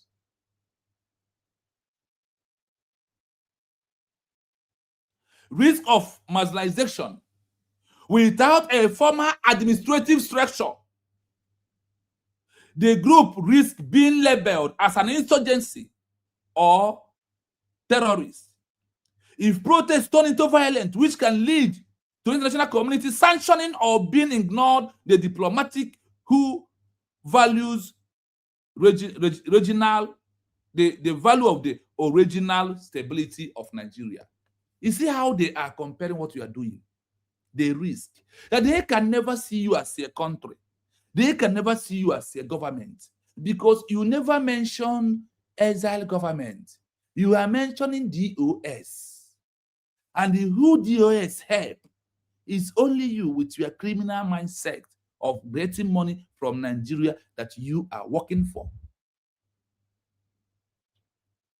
And the risk of what you and your IPOB, one family, IPOB, protest organization, IPOB, agitation, only what he knows. The world said that the risk is that this your group will turn into violence. Today, what happened? Why Nigeria declare your organization up? Once they declare you a terrorist organization, you must exchange. That is why in Biafra, we must banish the name of organization called IPOB. Honestly, we in Biafra we will protect. We will never, nobody will mention IPOB in Biafra land. Because that is the name that has killed. The name killed more than Masob name. In the name IPOB organization of Chike Dozie, of Chinasa Woru, it has killed more people, more than Masob. USB did not kill anybody. Government doesn't kill their citizen. That is how the world view it. That is how the world see it. It's not about what I think, not about how I feel. It's how it's in country where it has happened. It has happened that Algeria becomes a country. It has happened Namibia, seceded from South Africa. It has happened that Eritrea seceded from Ethiopia. This is how the transition, they call it transition from one step to another step. And they do tell you that a journey of 1,000 miles south to one step. The step of having a new country is first is protest, mobilization of people's mind. Once people agreed, you walk into government into form a government in exile. From there, you make a declaration. Number two, look at, you have seen how they view a Protestant group. I will play it, you will hear it, then I will go into number two, how they see government in exile with peaceful declaration. Listen.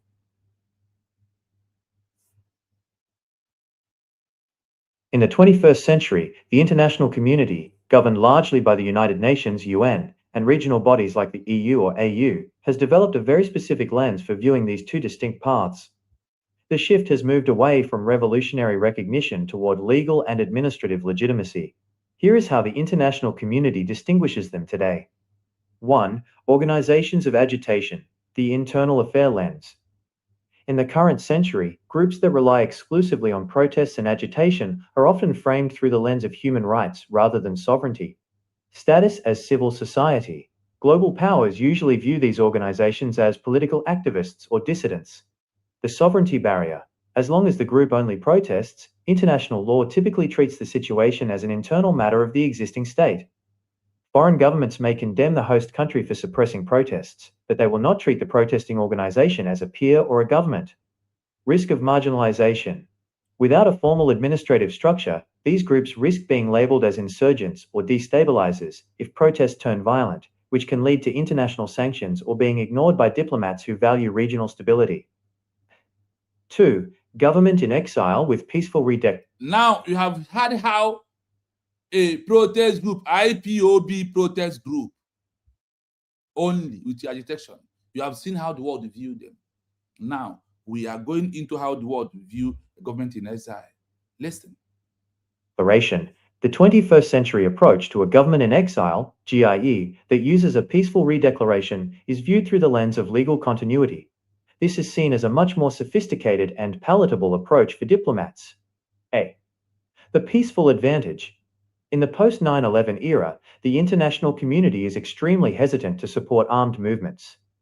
A peaceful redeclaration signals that the organization intends to join the international order rather than disrupt it. It aligns with the responsibility to protect R2P and democratic norms. B. Functional sovereignty. A GIE that goes beyond words to perform administrative acts, such as issuing identity documents, establishing a cabinet, or codifying laws, creates a state in waiting. The documentation strategy. When a GIE issues passports or IDs, it is not just a symbolic act, it is a signal to the world that they are ready to manage a population. The Kosovo precedent.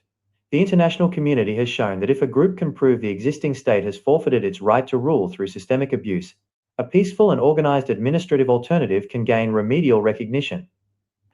Are you hearing it? I hope you are seeing the comparison. I hope you see how the country where you are looking at you. Please remember to hit the like button as you join us. If you never subscribe and turn the notification on. So whenever we are live, we don't have exact time to come. We come at any time. We are free from work we are doing because we are working.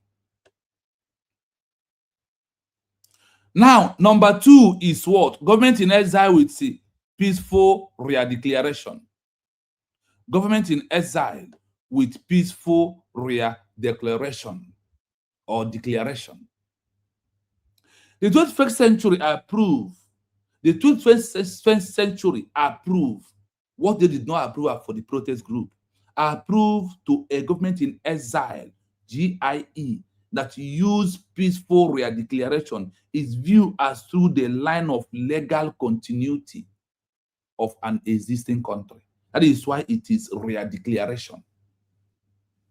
This is seen as the much more potable approach for diplomatic recognition through a government in exile.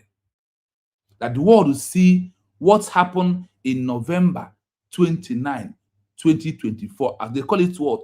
Potable. It is very potable approach for Biafra USB to achieve international recognition. Not a protest group, was not even approved by anything at all, through a government in exile. A, the peaceful advantage.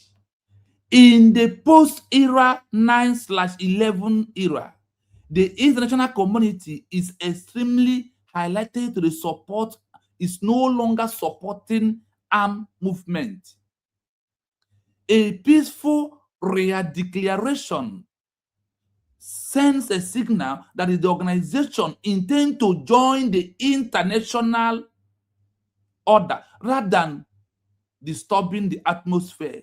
It is aligned with the responsibility of protect R2P of the people and the democratic norms that you are a country, that you are an existing state, that you are a government, that you prove that you are a nation, not a protest group. Through a peaceful declaration document, you walk into diplomatic recognitions. Being functional sovereignty, you must be a functioning sovereignty or a functional sovereignty, not a protest group. B, remember the A. B, you must be a functional sovereignty.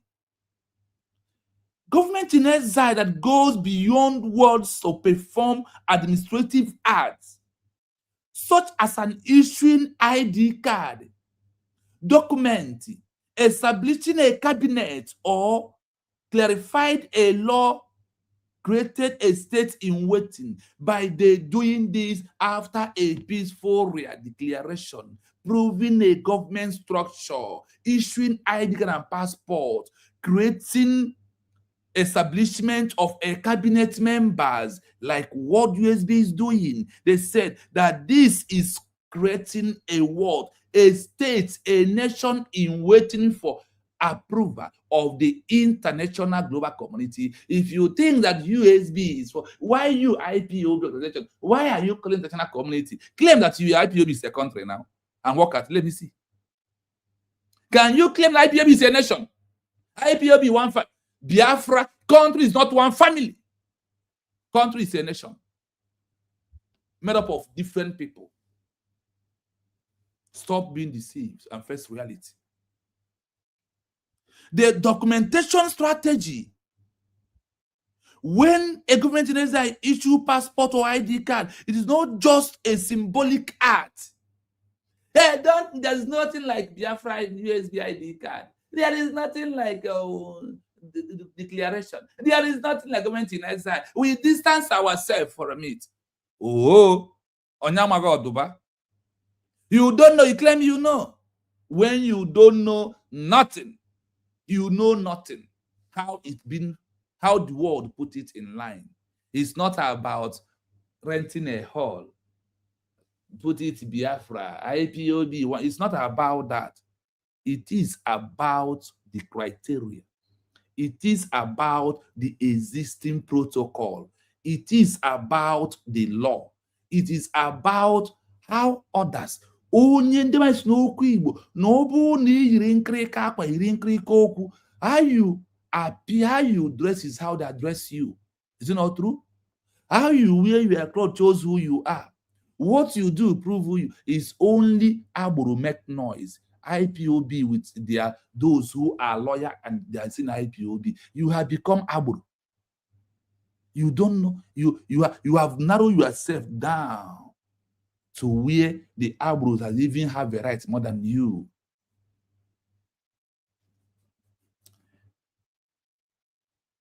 The documentation strategy from government in exile. When a government in exile issue ID card, passport, it is not just a symbolic act. It is a signal to the world that they are ready to manage population of their people. And you are here. Cascading USB, we are declared the only government, the only first time we have gotten Biafra movement as a country in the right position. Continue with what we are doing. Does it matter? What matters is the criteria of the international community. What matters is the criteria of country where you are, how they see what we are doing. Please, I urge you to like and share the program, please. Like and share, please. And comment. They give us an example again. IPOB, can you check how Kosovo become a country? BGC, can you check what makes Kosovo where they are today?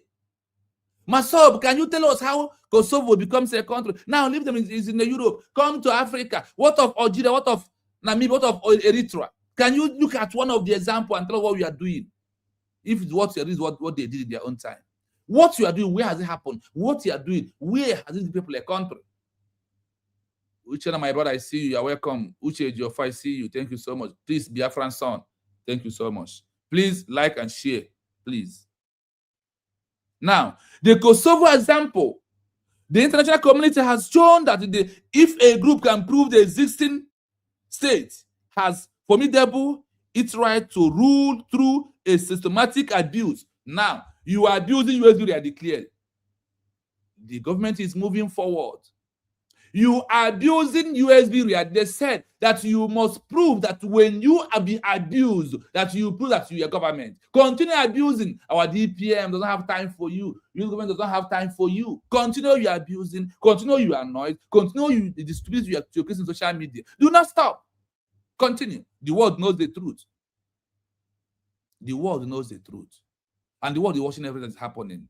And their way of the international community is not the way of you, IPOB. It's not the way you, PGC. It's not the way you, Fallback. It's not the way you, Masol. It's none of us way. Their way is their way. Their eyes is their eyes. Their law is their law. When they do time, it must happen. Kosovo, check what they passed through. Check what Kosovo. They said their people was abusing the government of Kosovo in exile.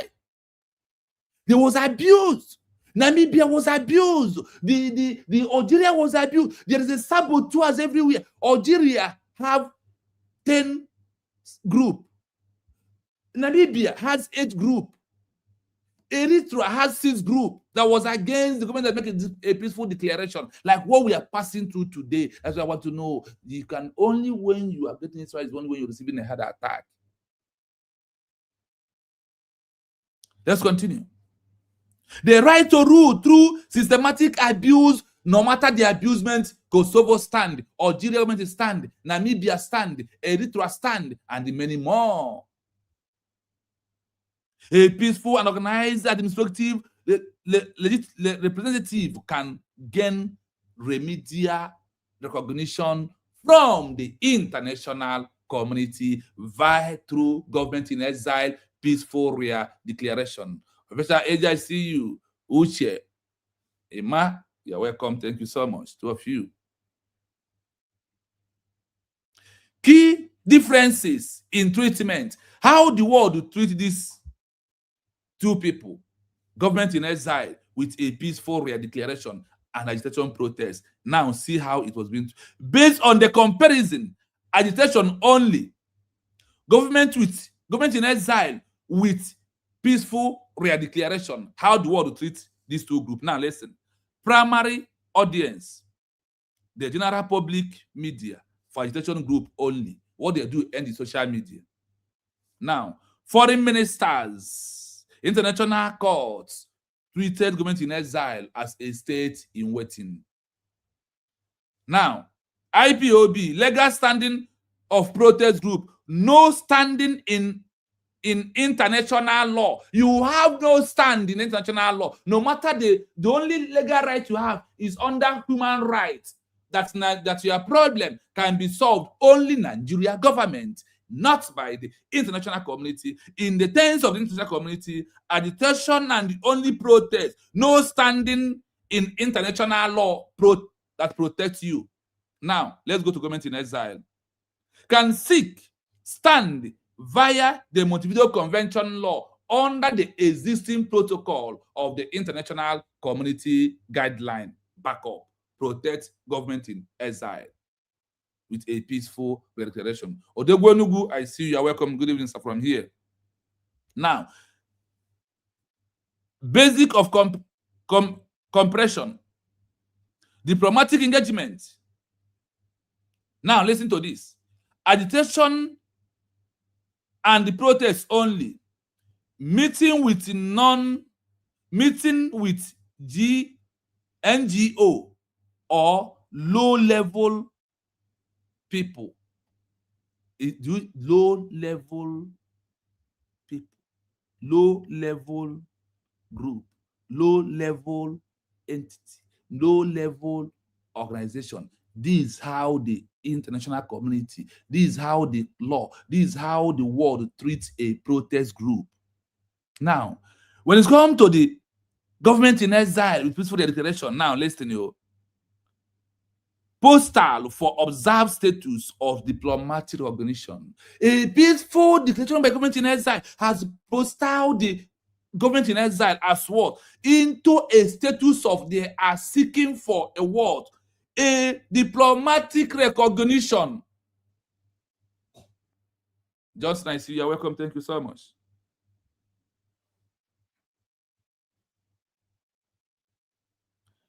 Institution strength. In this comparison, listen. Agitation and the only protest. How? Listen to this. Fraud depend on a crowd size. Already depend on a crowd size that are marching on the street. Is how they said here. Structure based on the constitution and the register of the international law that leads to government in exile to a diplomatic recognition. Now, they are not mentioning organization's name, but the question, what we are hearing here was what? Government in exile with a peaceful declaration or a peaceful declaration. Anyone you may choose. That is where the world has what they're looking for. Now, number 4.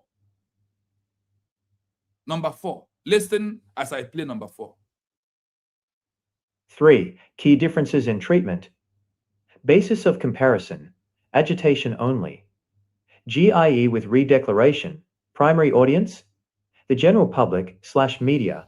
Foreign ministries / international courts. Government in exile. Legal standing. No standing in international law. Can seek standing via the Montevideo Convention. Government in exile. Diplomatic engagement. Meeting with NGOs or lower-level envoys. Potential for observer status or diplomatic recognition. Government in exile. Institutional strength. Fluid. Depends on crowd size. Structured. Based on a constitution and registry. 4. The 21st century reality. The hybrid requirement. Today, the international community rarely grants recognition based on a declaration alone. They look for a... Look at this number 4. Pay deep attention. The 21st century reality, the hybrid of requirements, the requirement for you to become a nation in this 21st century. Listen, it's not by what you think. It's not about how you feel. It's not about I am here protesting since over 14 years. Some IPOB member and their grandsons and their granddaughter have started protesting in Ireland. They are protesting in Germany. That is what they are doing. Some of them and their wife are protesting. And you are doing one thing for 14 years. And there is nothing come out of it. And you are continuing. The only come out of it is that if you're social media, you are being getting bribed by Nigeria government. If you're social media, you are making money because of your one coordinator. That is all you are doing. And that is how you won't be as a country. And look at the criteria of the world, and you must transition into a government in exile. Without be proved a government in exile, no nation. Without peaceful declaration, nothing for you. Today, the international community really grants recognition based on a declaration alone. Once you make a declaration, recognition is coming. Recognition is coming, my people, through our peaceful. You had it here. Today, the international community really grant recognition based on the declaration alone. They look for a succession state capability, those who will handle the government. And you can see the Biafra government in exile proving that they are capable to handle the Biafran government. The Biafran people, sorry. It's if a movement only protests, IPOB, if a movement only protests, is seen as a problem to be solved. Are you hearing it? If you are only protesting and protesting and protesting, you are a problem to be solved. If a movement establishes a peaceful government in exile with a formal declaration and administrative structure, is seen as a partner in waiting for recognition as a nation. The peaceful nature of the declaration is a criteria based in allowing international bodies like the UN or the Court of Justice to engage without interfering or stopping a military country. Through our peaceful declaration. the world says that the UN, we have given them power to talk about us. It's no longer internal affair. It becomes external, other remedial section. In summary, the 21st century international community view agitation as a cry for help. IPOB organization a cry for help. But it view a government in exile within a peaceful declaration as a formal bind for a state as at the table of the UN. Can't you think that the world has their criteria, their templates, their way to have a new nation? Obima, you're welcome. Thank you so much. Please hit the like button. Then also do what? Subscribe on the YouTube page if you never do so. This is USB Research TV. Please endeavor to like and share. Know as formal Biafra TV. I'm going to play it to listen. As I'm playing it, I'll put the link in case if anyone want to join us to address the IPOB and those are claiming what they are claiming today. Then after this program, on our WhatsApp group, I will post all this research so you can also read. What I'm doing is not in the secret.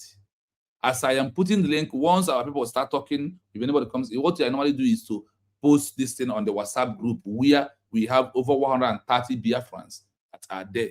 So I urge you to like and share, subscribe. If you want to read, then come to our WhatsApp group, then you will read by yourself and give it to your friend who is IPOB member. Just you can cut a small area so you can be able to read. And that's what you understand. That is also how you are helping to sensitize the minds of these people, because Mazdankar has mobilized the mind that we want Biafra. But we need to, now, after our peaceful declaration, we need to sensitize this to the minds of our people. Yes, our headline is how UN, EU, AU, or countries see organizations like IPOB and United States of Biafra, USB, in exile. How do they see us? That is what we are hearing. So listen to how they are seeing us. I am going to play it fully for you. Successor state capability. If a movement only protests, it is seen as a problem to be solved. If a movement establishes a peaceful government in exile with a formal redeclaration and administrative structures, it is seen as a partner in waiting. The peaceful nature of the redeclaration is critical because it allows international bodies, like the UN or the Court of Justice, to engage without the stigma of supporting militancy. In summary, the 21st century international community views agitation as a cry for help, but it views a government in exile with a peaceful redeclaration as a formal bid for a seat at the table. How do you see the role of administrative functions, like issuing documentation, affecting the legitimacy of a peaceful redeclaration today? I'm going to play it fully. Now listen. There is the link there in case you want to join us. And if you join us, we are playing, I will allow the play full, then I will give you the mic. In the 21st century, the international community, governed largely by the United Nations, UN, and regional bodies like the EU or AU, has developed a very specific lens for viewing these two distinct paths. The shift has moved away from revolutionary recognition toward legal and administrative legitimacy. Here is how the international community distinguishes them today. 1. Organizations of agitation, the internal affair lens. In the current century, groups that rely exclusively on protests and agitation are often framed through the lens of human rights rather than sovereignty. Status as civil society. Global powers usually view these organizations as political activists or dissidents. The sovereignty barrier. As long as the group only protests, international law typically treats the situation as an internal matter of the existing state. Foreign governments may condemn the host country for suppressing protests, but they will not treat the protesting organization as a peer or a government. Risk of marginalization. Without a formal administrative structure, these groups risk being labeled as insurgents or destabilizers if protests turn violent, which can lead to international sanctions or being ignored by diplomats who value regional stability. 2. Government in exile with peaceful redeclaration. The 21st century approach to a government in exile, GIE, that uses a peaceful redeclaration is viewed through the lens of legal continuity. This is seen as a much more sophisticated and palatable approach for diplomats. A. The peaceful advantage. In the post-9/11 era, the international community is extremely hesitant to support armed movements. A peaceful redeclaration signals that the organization intends to join the international order rather than disrupt it. It aligns with the responsibility to protect R2P and democratic norms. B. Functional sovereignty. A GIE that goes beyond words to perform administrative acts, such as issuing identity documents, establishing a cabinet, or codifying laws, creates a state in waiting. The documentation strategy. When a GIE issues passports or IDs, it is not just a symbolic act, it is a signal to the world that they are ready to manage a population. The Kosovo precedent. The international community has shown that if a group can prove the existing state has forfeited its right to rule through systemic abuse, a peaceful and organized administrative alternative can gain remedial recognition. 3. Key differences in treatment. Basis of comparison. Agitation only. GIE with redeclaration. Primary audience. The general public/media. Foreign ministries/international courts. Legal standing. No standing in international law. Can seek standing via the Montevideo Convention. Diplomatic engagement. Meeting with NGOs or lower-level envoys. Potential for observer status or diplomatic recognition. Institutional strength. Fluid, depends on crowd size. Structured, based on a constitution and registry. 4. The 21st century reality, the hybrid requirement. Today, the international community rarely grants recognition based on a declaration alone. They look for a successor state capability.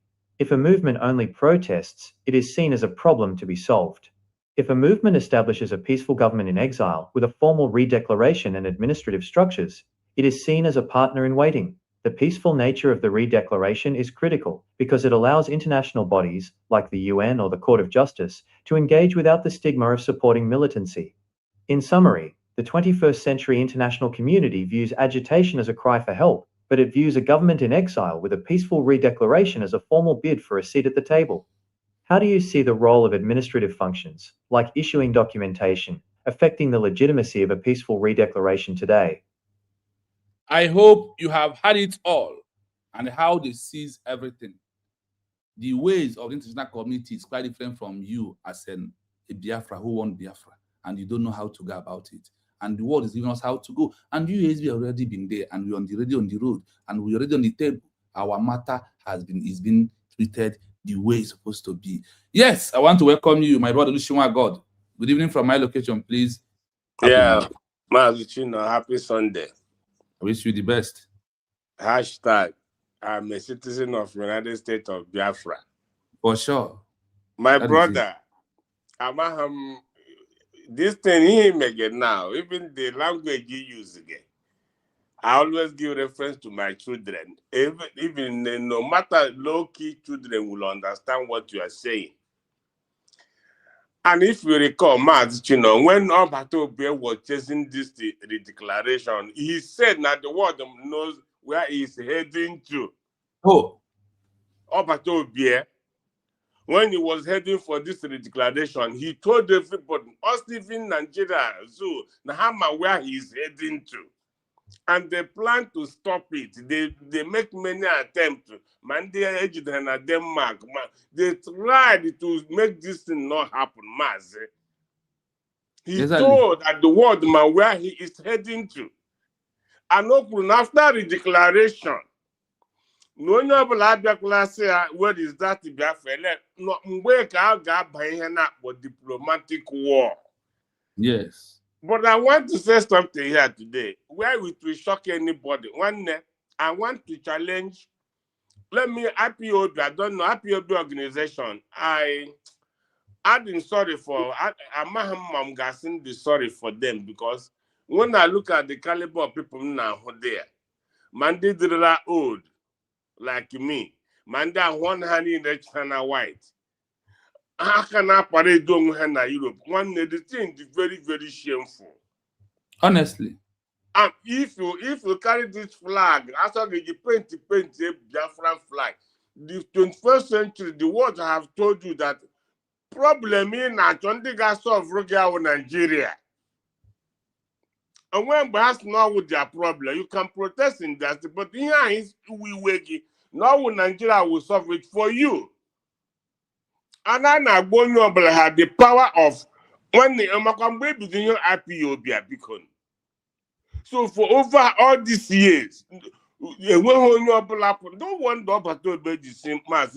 He saw something to see. No one wrong home when imagine young with that boldness to say that to Ohamadike. In a national TV, no one wrong when home in a table.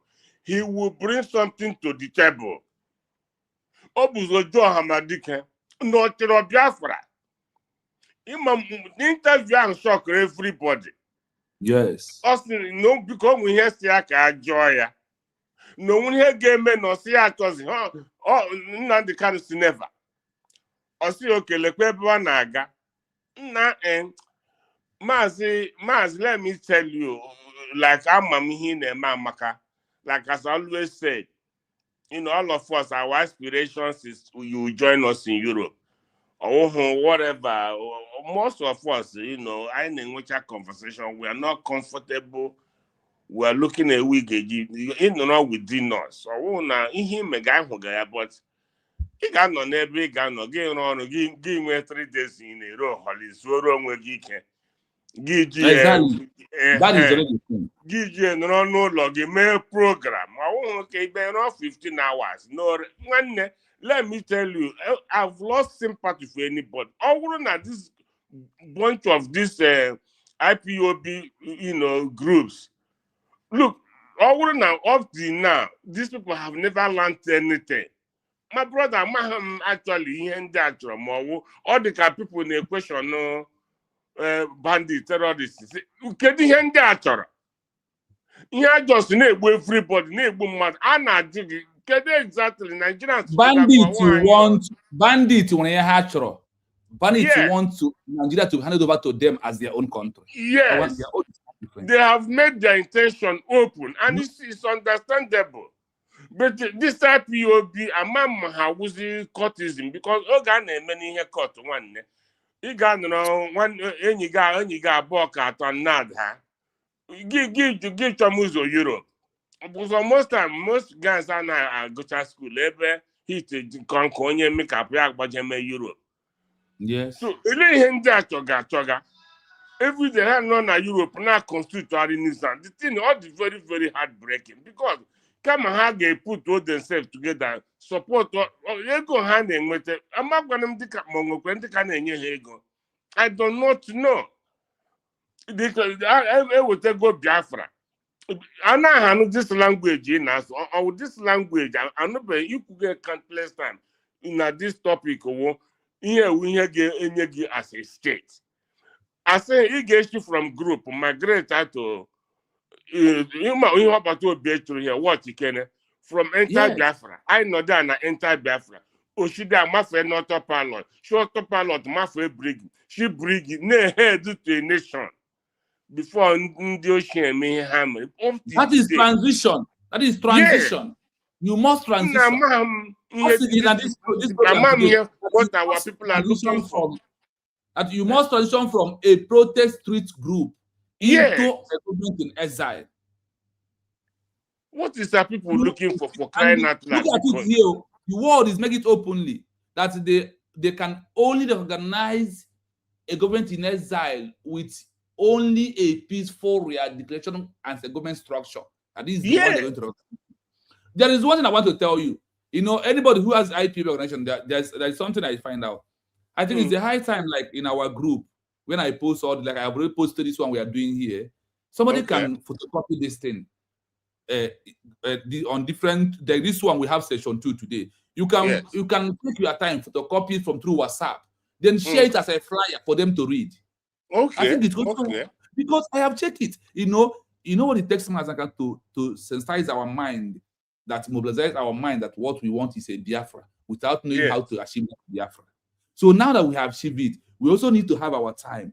Like what? No, you know that when I look at Namibia, I say, wow, Namibia after their declaration, you know that it took them 13 years to sensitize the people's mind, to preach their people to what it takes. Now we have declared it. Forget about Yes. this group. And after that, they have declared it. Remember that 8 group was a march coming against the declaration. When the other people find out that out of the 8, when number 4 find out that, oh, the only way that the UN will talk to us is that we have to also go and do our own declaration. Remember that another group went ahead to declare Namibia again as a country. Yes. After the first one by SWAPO. But the SWAPO, question yeah. is, when the world come to organize Namibia as a country, they said, we have already have your document in table for over 13 years before you coming with your education document. That the legal and document one we know was the one who has already put documents here through a peaceful declaration and also have a full government structure. That please, all of you should go back and apologize to your government and go back to your country. We have from today, in 1990 precisely, organized Namibia as a country through the hard work of the SWAPO that transitioned into a government in exile that did the peaceful declaration that we from today recognizing you as Republic of Namibia, not Republic of SWAPO, not Republic of Massaw. No other way, only one.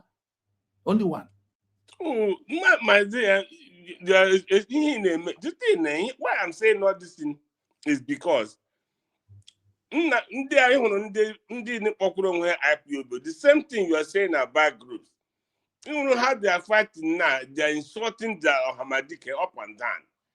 Honey, now, but the Mandi held China for many years, and I said, for the soldier, 350 euro defense fund. In everywhere now, but they are just making mess of themselves. National, I want to ask this question, Mazichino. I have said this here before. In every government, the world international community in Nigeria, no matter how the record of terrorist sponsor, they have it. The Bible is a 400. Mr. Pantami and Co. This guy, Vice President Tinubu, the record is open. We're hitting something. They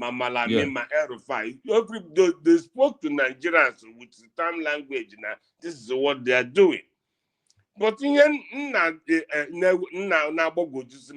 saying, I'm going now, United States of Biafra, because there's nobody now will get document anywhere how to pray on. I wish they can.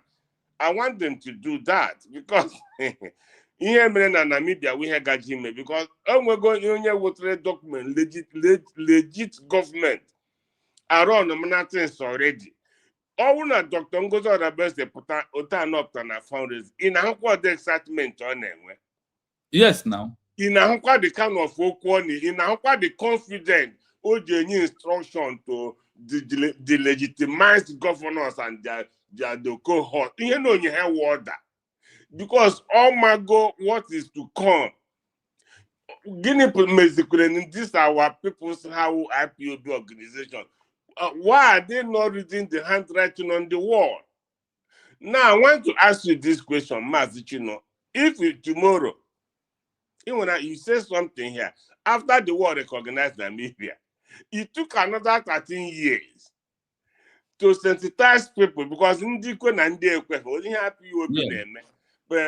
Chike does them in Switzerland in a group here, in a photo. Patrick Mikeme on a citizen. Nena Kasia Nena Mauro Master Prophet Lolly. Nena Lolo Neba in a portu Benin and not capacity AVM in a portu.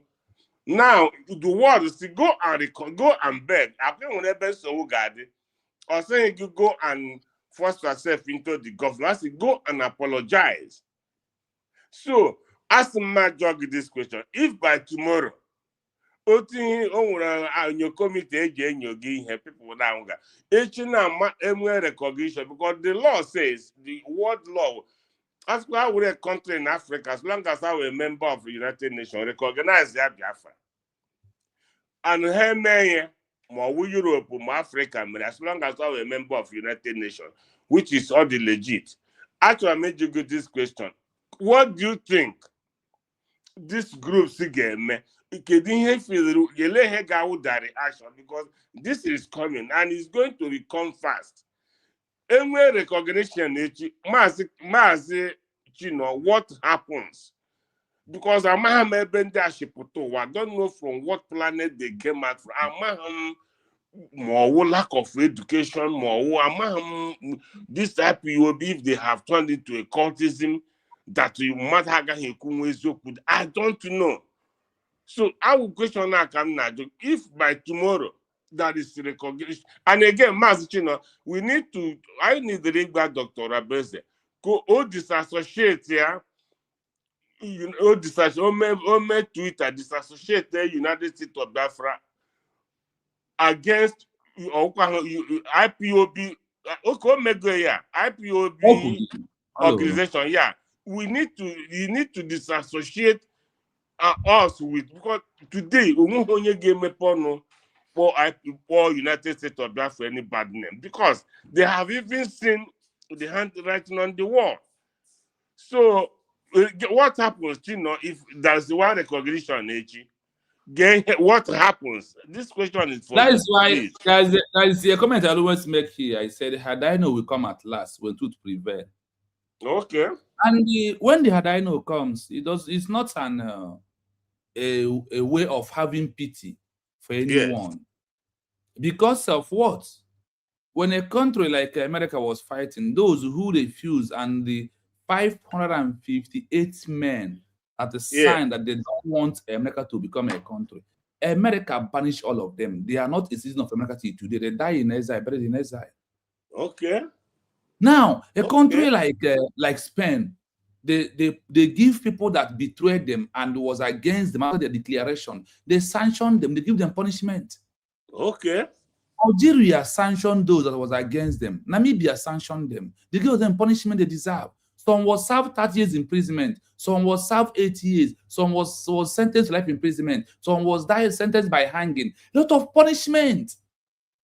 Some was do you know that Namibia bring a very lottery, about 10 lotteries, pack all the enemies and dump them in between the border of Namibia and South Africa, as them go to South Africa you supported.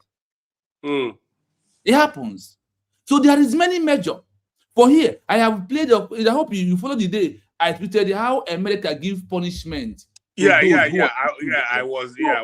And you know, one about two said that we are going to adopt it. Is it South Korea, Northern Korea method of how they punish those that was not? He said it. Yeah. So is there, you know, I said this word. I am trying to build up a backup page of this YouTube, and the name I want to give it is what I'm saying. It always was coming to my mind. It's something different from nobody can even imagine. But after that research something, no, I'm talking about another backup page in case if they try to. Yeah, all the necessary. Yeah. So what's coming to my mind? Reality TV. Because what I'm doing here, I want to prevent people from crying, had I know at last. And the reality makes you not to cry, had I know.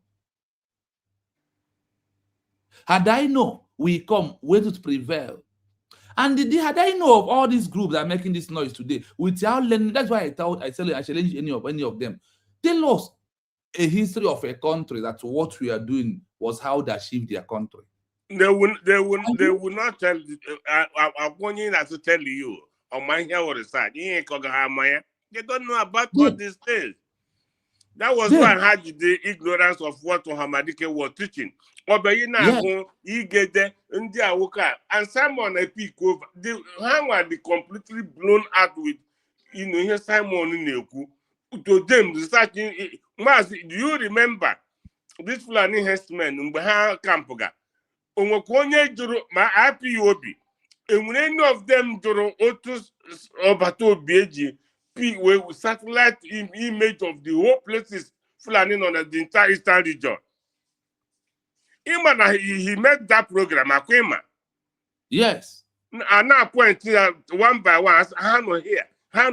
Mana Yoruba land. obviously na this forest ha these people our man na o na brain carry the brain all research ihe na-eme now. So today ihe niile ahụ ọhụrụ today now ha gbata ọsọ through let me ọbọchị obi eyikwere Nigeria egwu ịma na ndị ha niile alụ achịcha na back again. Yeah. So my brother, like I always say when I come here, I want me here people na-eche. I want to talk to the all of us here, I would say IPOB, indigenous organization. Even organization, I said I may hand on here. Although I am a Giri where's they happy pride. 0899 plus 353 899 666679. Again, plus 353 899 666679. Now, hard drop, Kene. Maz, let me tell you what is scary to me about this IPOB issue. I was trying to say it before I forgot. When like I said, Nigeria produce, we want to see names of terrorist sponsors. One, that instruction now from Nigeria, or from international community. In spite of they have record, how much their own record of those who are sponsoring? Let me tell you that this record, I have it, and I sent it then to Okocha Frame myself.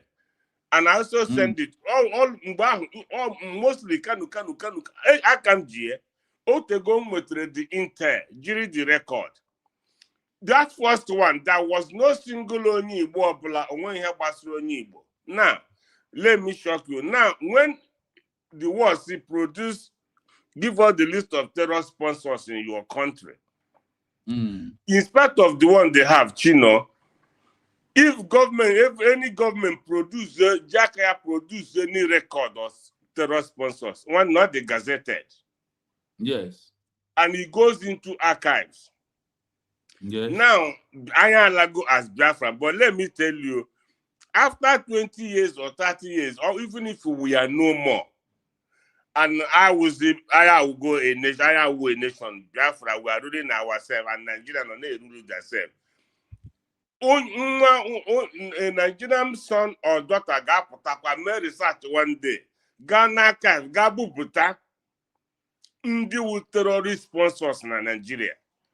Mba hanya lagao, but to let me shock you, what will he bring at na the archives? Or what IPOB organization? Yes. As a terrorist organization, because this is gazetted now.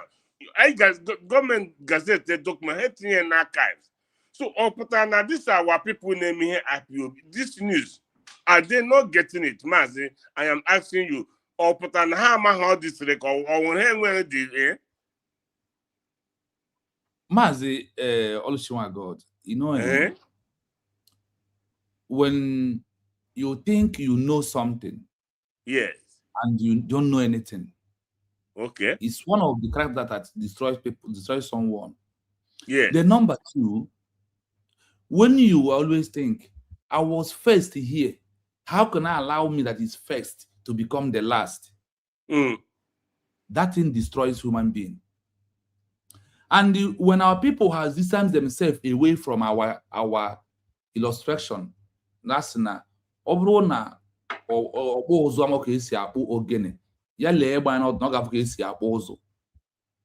is number 3 thing I find out within myself.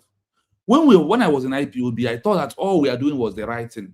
Yes. That is how we protest on the street, we shout on the street, and the world because and said, you are protest too much, or you are from today, take your lost country, Biafra, go and become a nation. We will support you. I never knew that we are just making noise on social media. On top of it, until now, I find all the documents that what we're doing is making social media. So we look at these people. Ignorance is not an exercise of the law. The stupidity of these people, and the only find a way that the only way you are relevant is with the name IPOB. That the only way you are who you are today is because of your open YouTube. You talk about Biafra on the IPOB.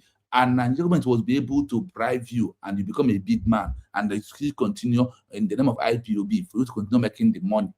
Yeah. When you don't know, and when you are doing one thing for over 12 years and there is no result, why can't you change?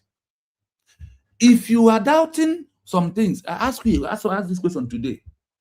When you want to travel to a country where you are, did you present any documents that had their signatures and your name? And the world has told us this time around that without these documents that bear signature and names of those who were not at the declaration, that what nobody knows you, that all you are doing is making protests on the street, that you are making noise. And for you to become a country, that you move away from a street protester, a government in exile, a structure of a cabinet member with a peaceful declaration or a declaration, and you now you have the right to submit a legal and legitimacy document to the world power to talk about you, and that declaration will power that your case will be on the table. They don't think about it. Well, I don't blame them because there was a time I didn't like that, but at the stage where we are right now, me too, yeah. Believe me, man. I'm no one who protest against Biafra before. I will never believe it. Okay. And now, a name of organization can never give me Biafra as a country. I won't believe it. Yeah. Do you remember when Abato said that the template to achieve Biafra is in the open? Yes. After the election, we will see the template to achieve Biafra. What template are you seeing today? Is not all the criteria and the yardstick and the measurement we have to take for those to organize us? Is not what we are doing today. Yeah, now, even that the world hide it from us, that we are not capable of being reading. Now we take our time, little time we have to focus on it and find all the route out. I do know that I never also know today, my dinner program today. Do you know that in 1884 that we was a nation that signed treaty with the British? Yes, I never knew until I heard that from you. Yeah, I never knew that they recognize a eastern region as a nation. West as Yoruba as a nation, North as a nation. I never knew. And that they signed treaty. You can't sign treaty unless you're a country. Yes. You can only sign agreement in organization. But if you are not a country, you can never sign any treaty with other countries. Because that's what they said. You must act as a country before other countries will see you as a country, and you can be able to sign a treaty with those countries. No wonder Dr. Abes always say that it's available for conversation. Simple, because she's a government, not organization. She's a country, not organization. She always said that she's available for conversation. Now this woman, Honestly, with authority. That is it. They're available. All one in corner, have a conversation with her, because any recognition, how I got pursue with force. Exactly. I don't know. I'm so impressed, because look, since I was born, it's so anybody now gaga who's the that is honestly. We are all there. Oh, you know, when we were this type of people, or all of us are not there. In a coordinator now for 8 years. Was the memo swap. Then man that will home marker. Any name and we saw it. Hamadika, the article resilient today. Move on one hand or man to Obatobia. Or one in him this because Obatobia level, the level. The one they did not get to level. A man in Obatobia mega. Man did no American Chema war. Man buy no war marker in America. I tell money in America, which in Eco. I know in America. Exactly. I know Panadol. When I was telling my humble. You should not window name you him or when they put I got my mother. I'm not in America. Name with sense. He just saw we had a man. We get last China to bring you home on our boss. Don't get America. One day, can work one thing. One of I'm buying as Lagos. One of our neighbors, I went cross shop together. One name in America. So anytime all of run, I carry Bambuka Mambu, but didn't save. People, but they walk around as they want. Yeah, but I'm buying one very little one day walk on a shop. I would don't have to go down in balance. So I nearly more in America, more was it a month ago rocket? Even no.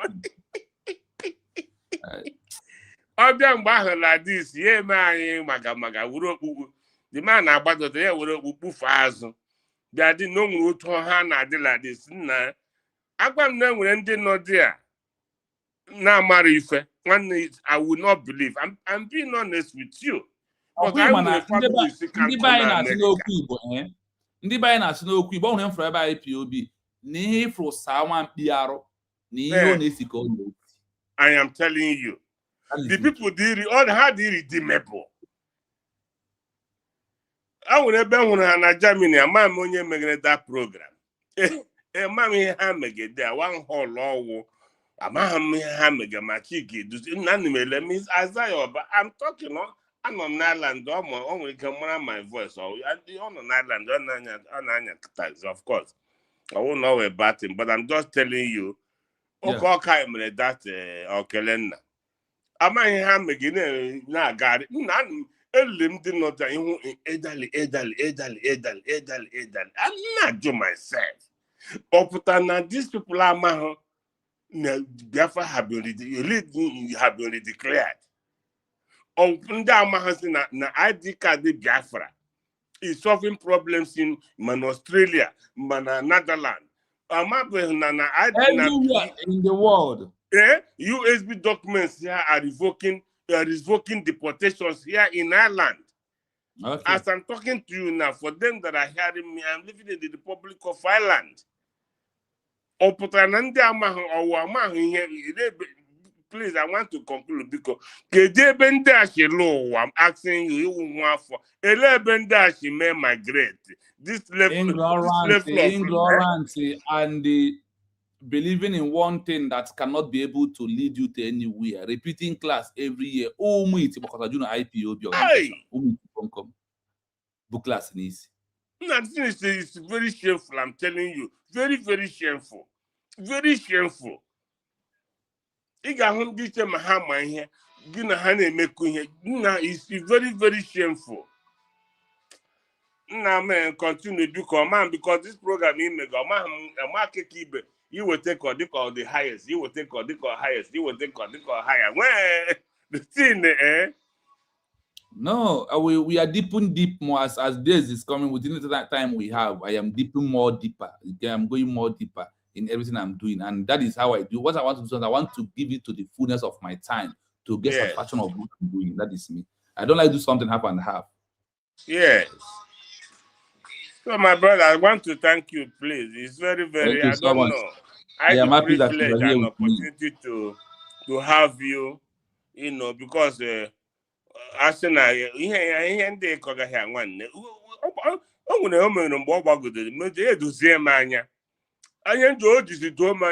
saw the steps we have taken here in the Republic of Ireland. One now on my acceptance because each place we are going, I want a badge.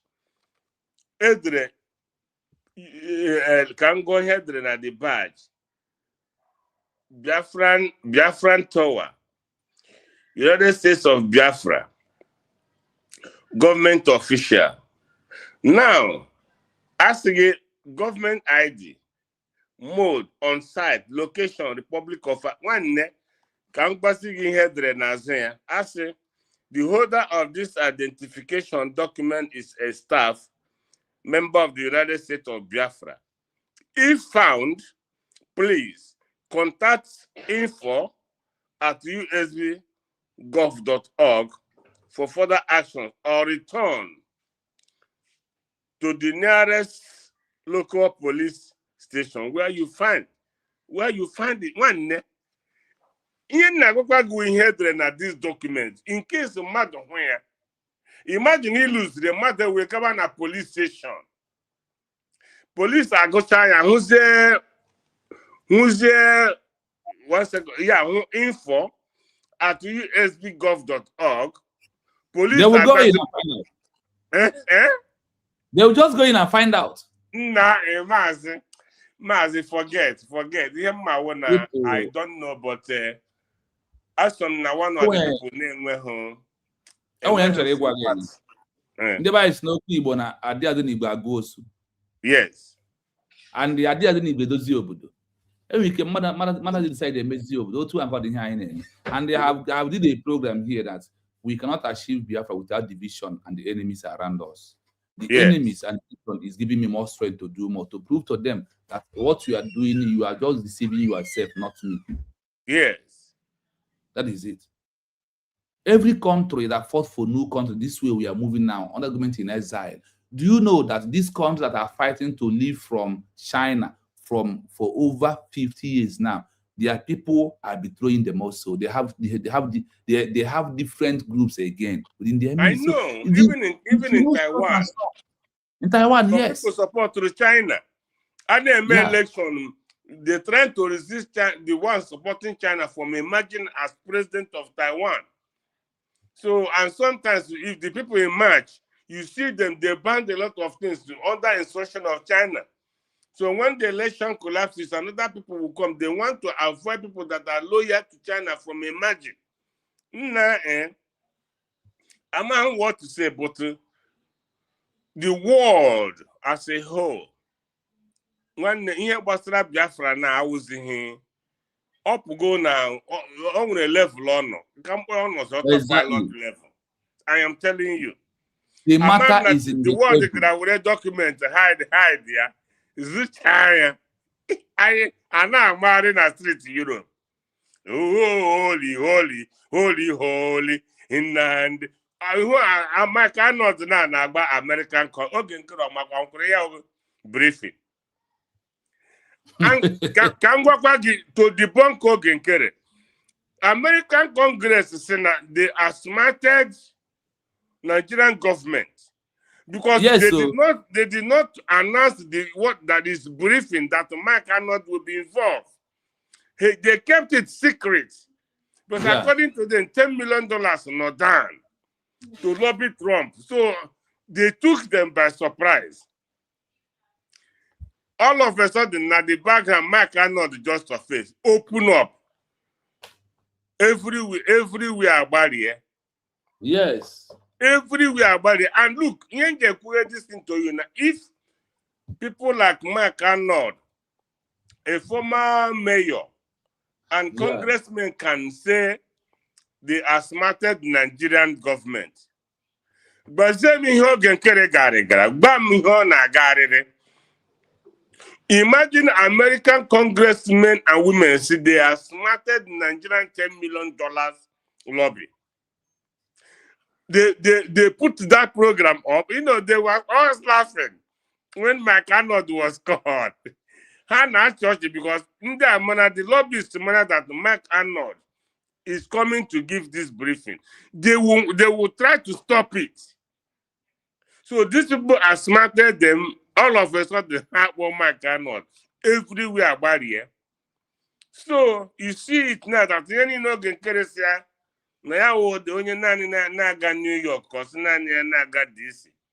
Even for somebody like an ex-mayor and congressmen who known at the briefing, they made that, they said they are smarted Nigeria because now that $10 million for lobbying, not here. So, but now how deceive her by not letting them know that McArnold not being a briefing. I remember as McArnold have been banned in Nigeria countless times. Yes. So eventually this man showed up. McArnold is one of the people that help people in the Benue building houses for those that lost their houses. It is on ground. So we work on McArnold basically. May not for congressional briefing. I hope they are aware of it because mommy or whatever. But the thing they don't have a congressional briefing. Nigeria or Hamadikes now with 20 billion watchers. If on Facebook has If not na Twitter would billionaire already. And has to go Twitter. Ikpo kobule pro ha ga were go bunye ha zuru ya. But my Canadian group would just would have war hanala made this briefing. One this briefing is trending all over the world. I hope I got go Alexander stop. On his stupidity. So, Maz, thank you so much. Thank you so much. Thank you for being with me, to be honest. You are a blessing. Thank you for being with me. You're a blessing for United States of Biafra. And one of us are looking forward when we will sit down in a place and discussing the emotion because the more emotion in my system. How can I be? I have already have the punishment already with me. About 8 or 10 countries that punish the people that betrayed them. So me, I am going to be bringing out. Now I will bring the Northern Korea out. I will bring the South Korea. We will read and see the punishment. So the punishment is already with me here. It's for all to choose. Now, let's use the American punishment to give to you. Let us my children I have here. One of my daughters had one Biafra national anthem with piano. They are excited. They said they want to go to Biafra. How Dr. President, they recognize him. How about to be all the in my house here? Oh, Prime Minister, if these kids here were such understanding, always there, papa. But now one hand in the head. There is one thing with a ordinary members that follows IPOB with their lies and deceits. How could you become IPOB and that they sold ESN to Southeast government? Yes. You said it openly. Yes. China they don't know why they could have taken their time to eliminate Mazin and the can that Biafra will cry for 3 months, we will move on, and you see following. Then those that are following them, that are following this government of that are following DOS criminals, gangsters, that are following them. You never ask them a question. Why is it that we are not making? There is nothing we are doing except come out and do protests on the street. Why are we only that's only what we are doing? They could not ask that question, and they never ask themselves since over all these years. Why all these our protests that the world has never called us? Ask us, what are you protesting for? Do you want Biafra as a country? And you allowed her to answer you.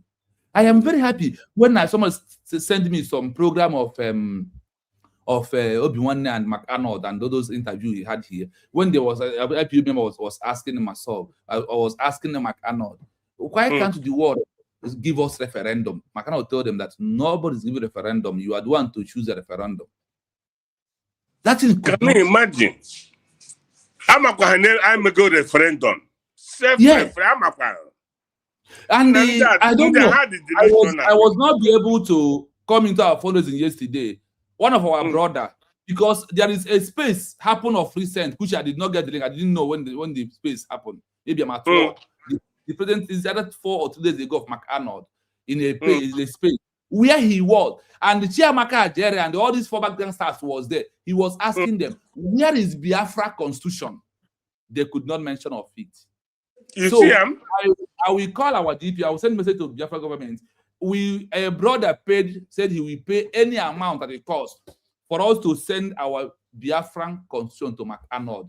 Yes. He said he wants to read it. So we are going to go towards that. McArnold must have Biafran.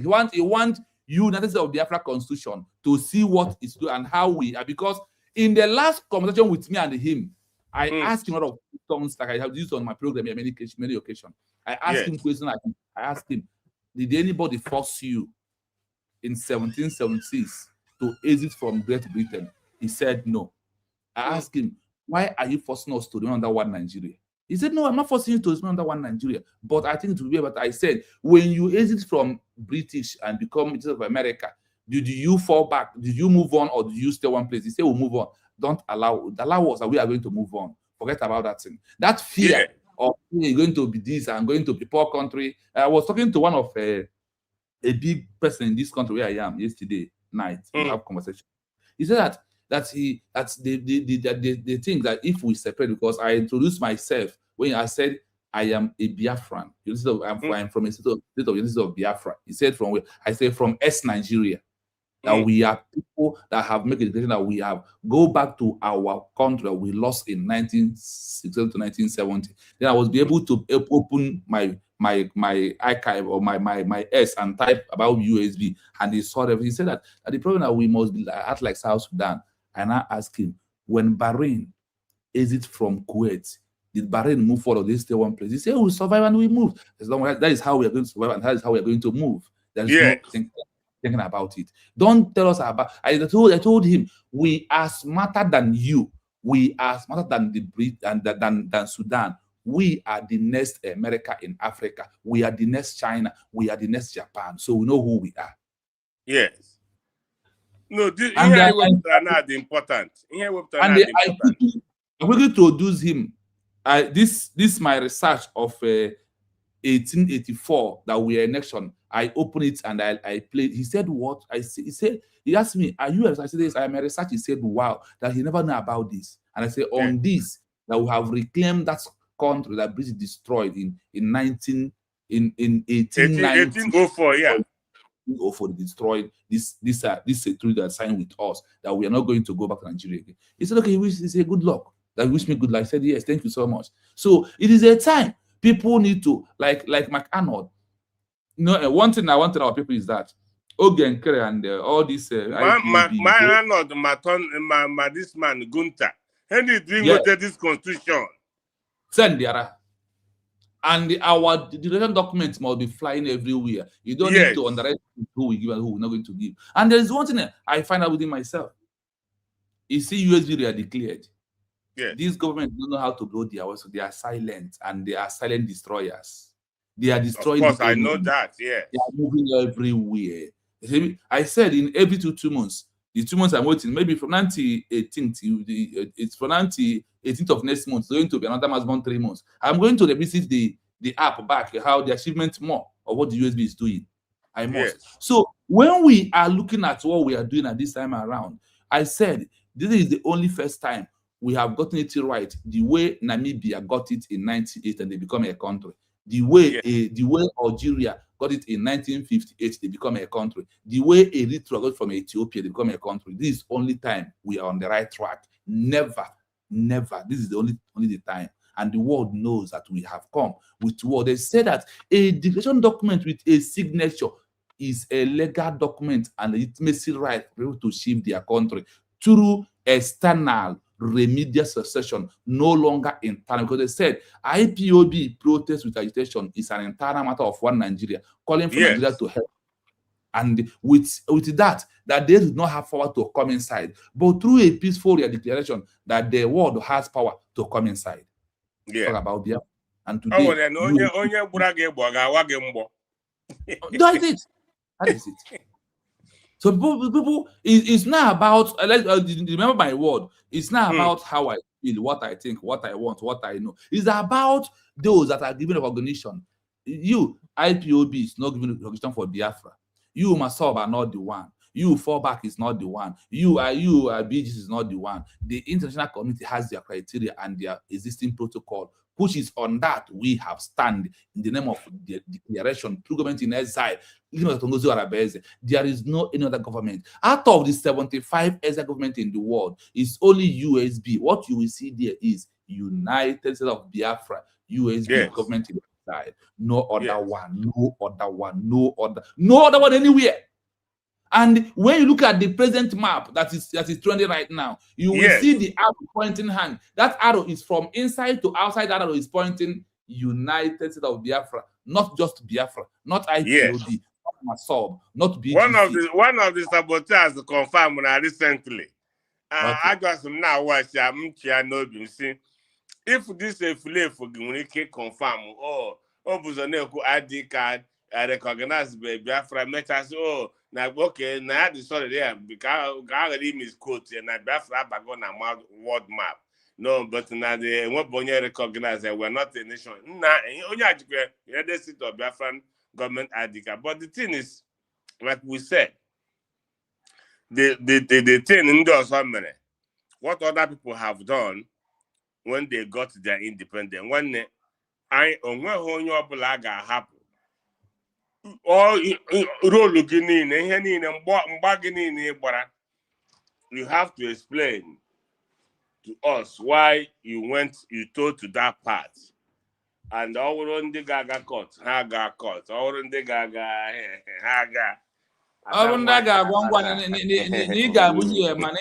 Tenant. You know that in Biafra land, people will be tenant too. I hope you know. They will strip some people of the resident permit, and you will be a tenant. All those things are in the constitution. Yeah. We said when it's time for that, my brother, it's 2001. I have it plenty here. Have it plenty.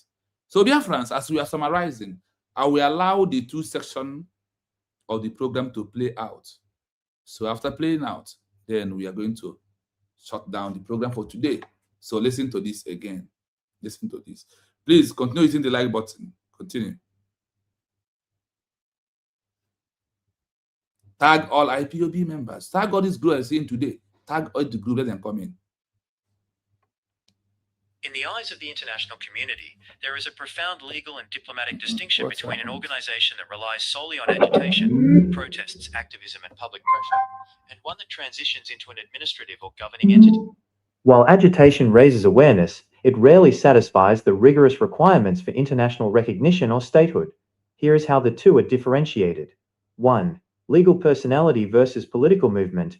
An organization focused on agitation is generally viewed as a political movement or a non-governmental organization, NGO. While it may have moral authority, it lacks legal personality under international law. To move beyond this, an organization must demonstrate the criteria established by the 1933 Montevideo Convention: a permanent population, a defined territory. Government. This is where agitation fails. A government must show it can provide services, maintain order, and manage the affairs of its people. Have you seen IPOB addressing DOS as a government? No. They don't know what's called government. DOS is not a government. Capacity to enter into relations with other states. This requires formal diplomatic channels, not just public protests. 2. Effective control and administration. The international community prioritizes stability. Agitation is often seen as a challenge to existing stability, whereas administration is seen as the creation of a new, functional order. Agitation. Protests signal discontent but do not prove that a group is ready to manage a country's economy, judicial system, or security. Administration. When a group begins issuing identity documents, passports, IDs, establishing a civil service, or creating a government in exile, it signals functional readiness. This is often referred to as effective control, or the intent to exercise it. 3. The Kosovo precedent and legal continuity. Modern international law, influenced by cases like Kosovo and historical liberation movements, such as the FLN in Algeria or SWAPO in Namibia, looks for administrative legitimacy. The protest model often results in being categorized as an internal matter for the existing state to handle. The restoration model. By drafting formal instruments like a Restoration Act and establishing legal continuity, a group argues that it is not just protesting an old system, but restoring a legitimate one that was illegally interrupted. 4. Diplomatic reception. The eye of the international community, represented by bodies like the UN, EU, or AU, reacts differently to these two modes. Agitation and protest. Administrative/sovereign claim. Primary tool: street demonstrations, strikes, media campaigns. Legal instruments: government structures, civil registries.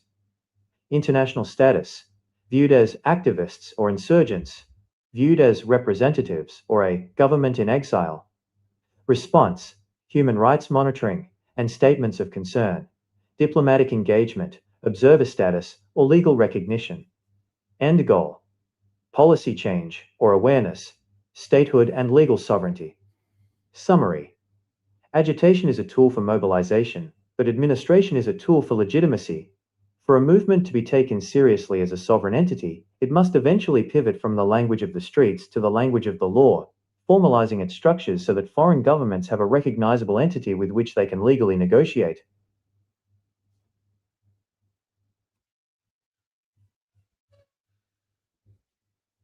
In the 21st century, the international community, governed largely by the United Nations, UN, and regional bodies like the EU or AU, has developed a very specific lens for viewing these two distinct paths. The shift has moved away from revolutionary recognition toward legal and administrative legitimacy. Here is how the international community distinguishes them today. 1. Organizations of agitation, the internal affair lens. In the current century, groups that rely exclusively on protests and agitation are often framed through the lens of human rights rather than sovereignty. Status as civil society. Global powers usually view these organizations as political activists or dissidents. The sovereignty barrier. As long as the group only protests, international law typically treats the situation as an internal matter of the existing state. Foreign governments may condemn the host country for suppressing protests, but they will not treat the protesting organization as a peer or a government. Risk of marginalization.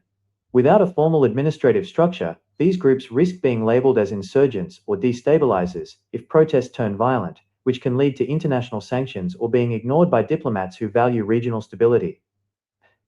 2. Government-in-Exile with peaceful redeclaration. The 21st century approach to a government-in-exile, GIE, that uses a peaceful redeclaration is viewed through the lens of legal continuity. This is seen as a much more sophisticated and palatable approach for diplomats. A. The peaceful advantage. In the post-9/11 era, the international community is extremely hesitant to support armed movements. A peaceful redeclaration signals that the organization intends to join the international order rather than disrupt it. It aligns with the responsibility to protect R2P and democratic norms. B. Functional sovereignty. A GIE that goes beyond words to perform administrative acts, such as issuing identity documents, establishing a cabinet, or codifying laws, creates a state in waiting. The documentation strategy. When a GIE issues passports or IDs, it is not just a symbolic act, it is a signal to the world that they are ready to manage a population. The Kosovo precedent. The international community has shown that if a group can prove the existing state has forfeited its right to rule through systemic abuse, a peaceful and organized administrative alternative can gain remedial recognition. 3. Key differences in treatment. Basis of comparison. Agitation only. GIE with redeclaration. Primary audience. The general public / media. Foreign ministries / international courts. Legal standing.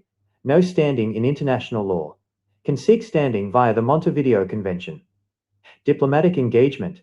Meeting with NGOs or lower-level envoys. Potential for observer status or diplomatic recognition. Institutional strength. Fluid. Depends on crowd size. Structured. Based on a constitution and registry.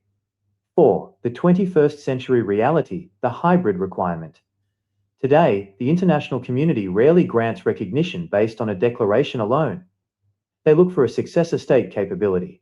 If a movement only protests, it is seen as a problem to be solved. If a movement establishes a peaceful government in exile with a formal redeclaration and administrative structures, it is seen as a partner in waiting. The peaceful nature of the redeclaration is critical because it allows international bodies, like the UN or the Court of Justice, to engage without the stigma of supporting militancy.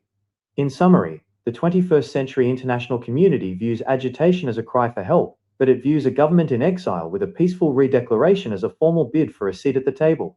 How do you see the role of administrative functions, like issuing documentation, affecting the legitimacy of a peaceful redeclaration?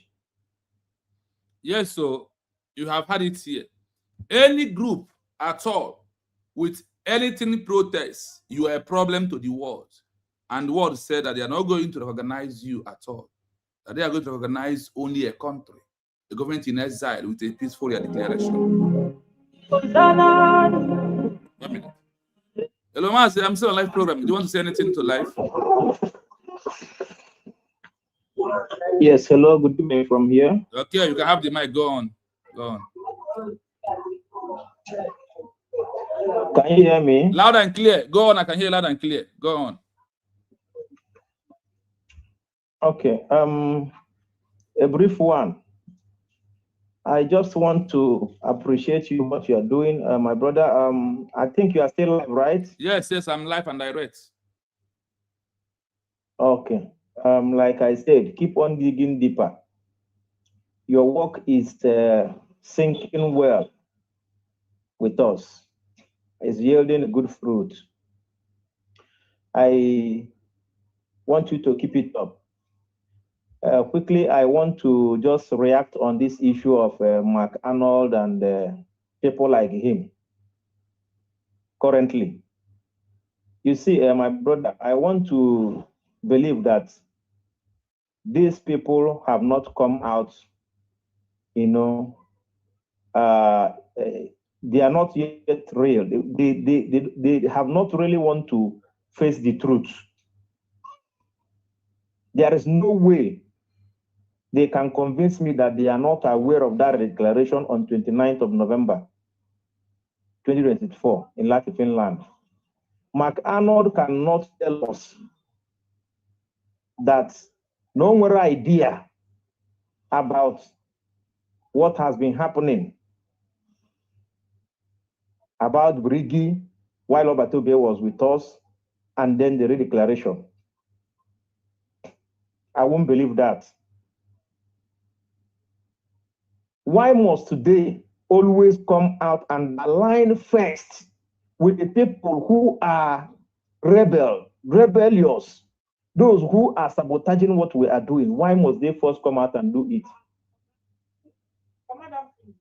And then later on, they will now come back to the reality. These guys are chameleons.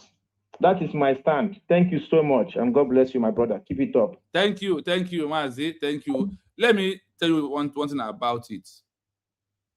The words Mark Arnold are like mountain. We have to go to them, not them to come to us. If you are, why I want to understand it this way. Use what IPOB organization is doing after all this internal process of the whole world. Nobody has called and give them Biafra as a country. It is in our hand to move to look for them. Because there is no people. He who is hungry goes to poor to collect food. The world are not going to come to us. We are the one to go to them. When you are doing without consulting them, they will move their eyes from what we are doing. They will just looking at you like this. But when you come, you'll be addressed. If you don't go to hospital to see a doctor, how can I know that you are sick?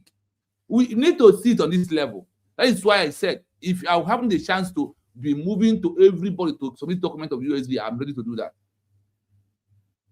You don't sit in your house and say, they know now. They don't know until you come. You must come. You must present yourself. This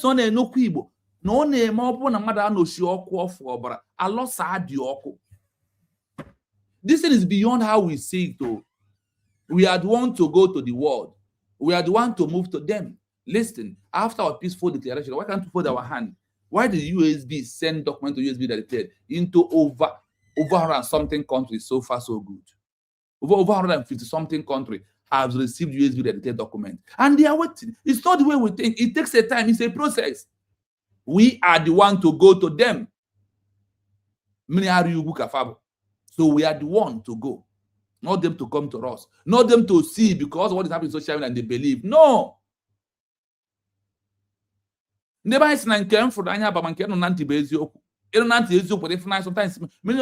what of all this, many of today, social media, anything can happen. We are the one to look for them. That is my own stand, and that is how it is. He who see go to visit doctor. We are the one hungry to come to recognize us. We must push to them and tell them the reality. If your people in the Austria no went into to go and see that man and debunk the lies of Ogun, give the man the reality, can he know? It's not working that way. If you don't go to school, how can you learn? If you don't go to school, how do you know the textbook that you're going to use for exam? That is how it is. So my people, we are going to end it up here today. I think we try. Equem, you remain number one on our comment section. From the day this platform was open to today, you are number one champion. You are the champion when it's come to comments. Nobody's winning you. I see you, Anthony. Thank you so much. I see Fine, my brother. Thank you so much. I see Kano. Thank you so much. And everybody in the comments, please be a friend, son. I greet all of you, and I thank you for standing with me for roughly 3 hours, and that we are here. And I also thank our brother, Olushima God, who made it to look a very interesting, interactive program for today. May Elohim continue to protect and guide us as we are moving. We have things to do. Tomorrow, we are going to go to find out when British destroyed the treaties that was being signed in 1884 that we are a nation. What was the lie they told the world?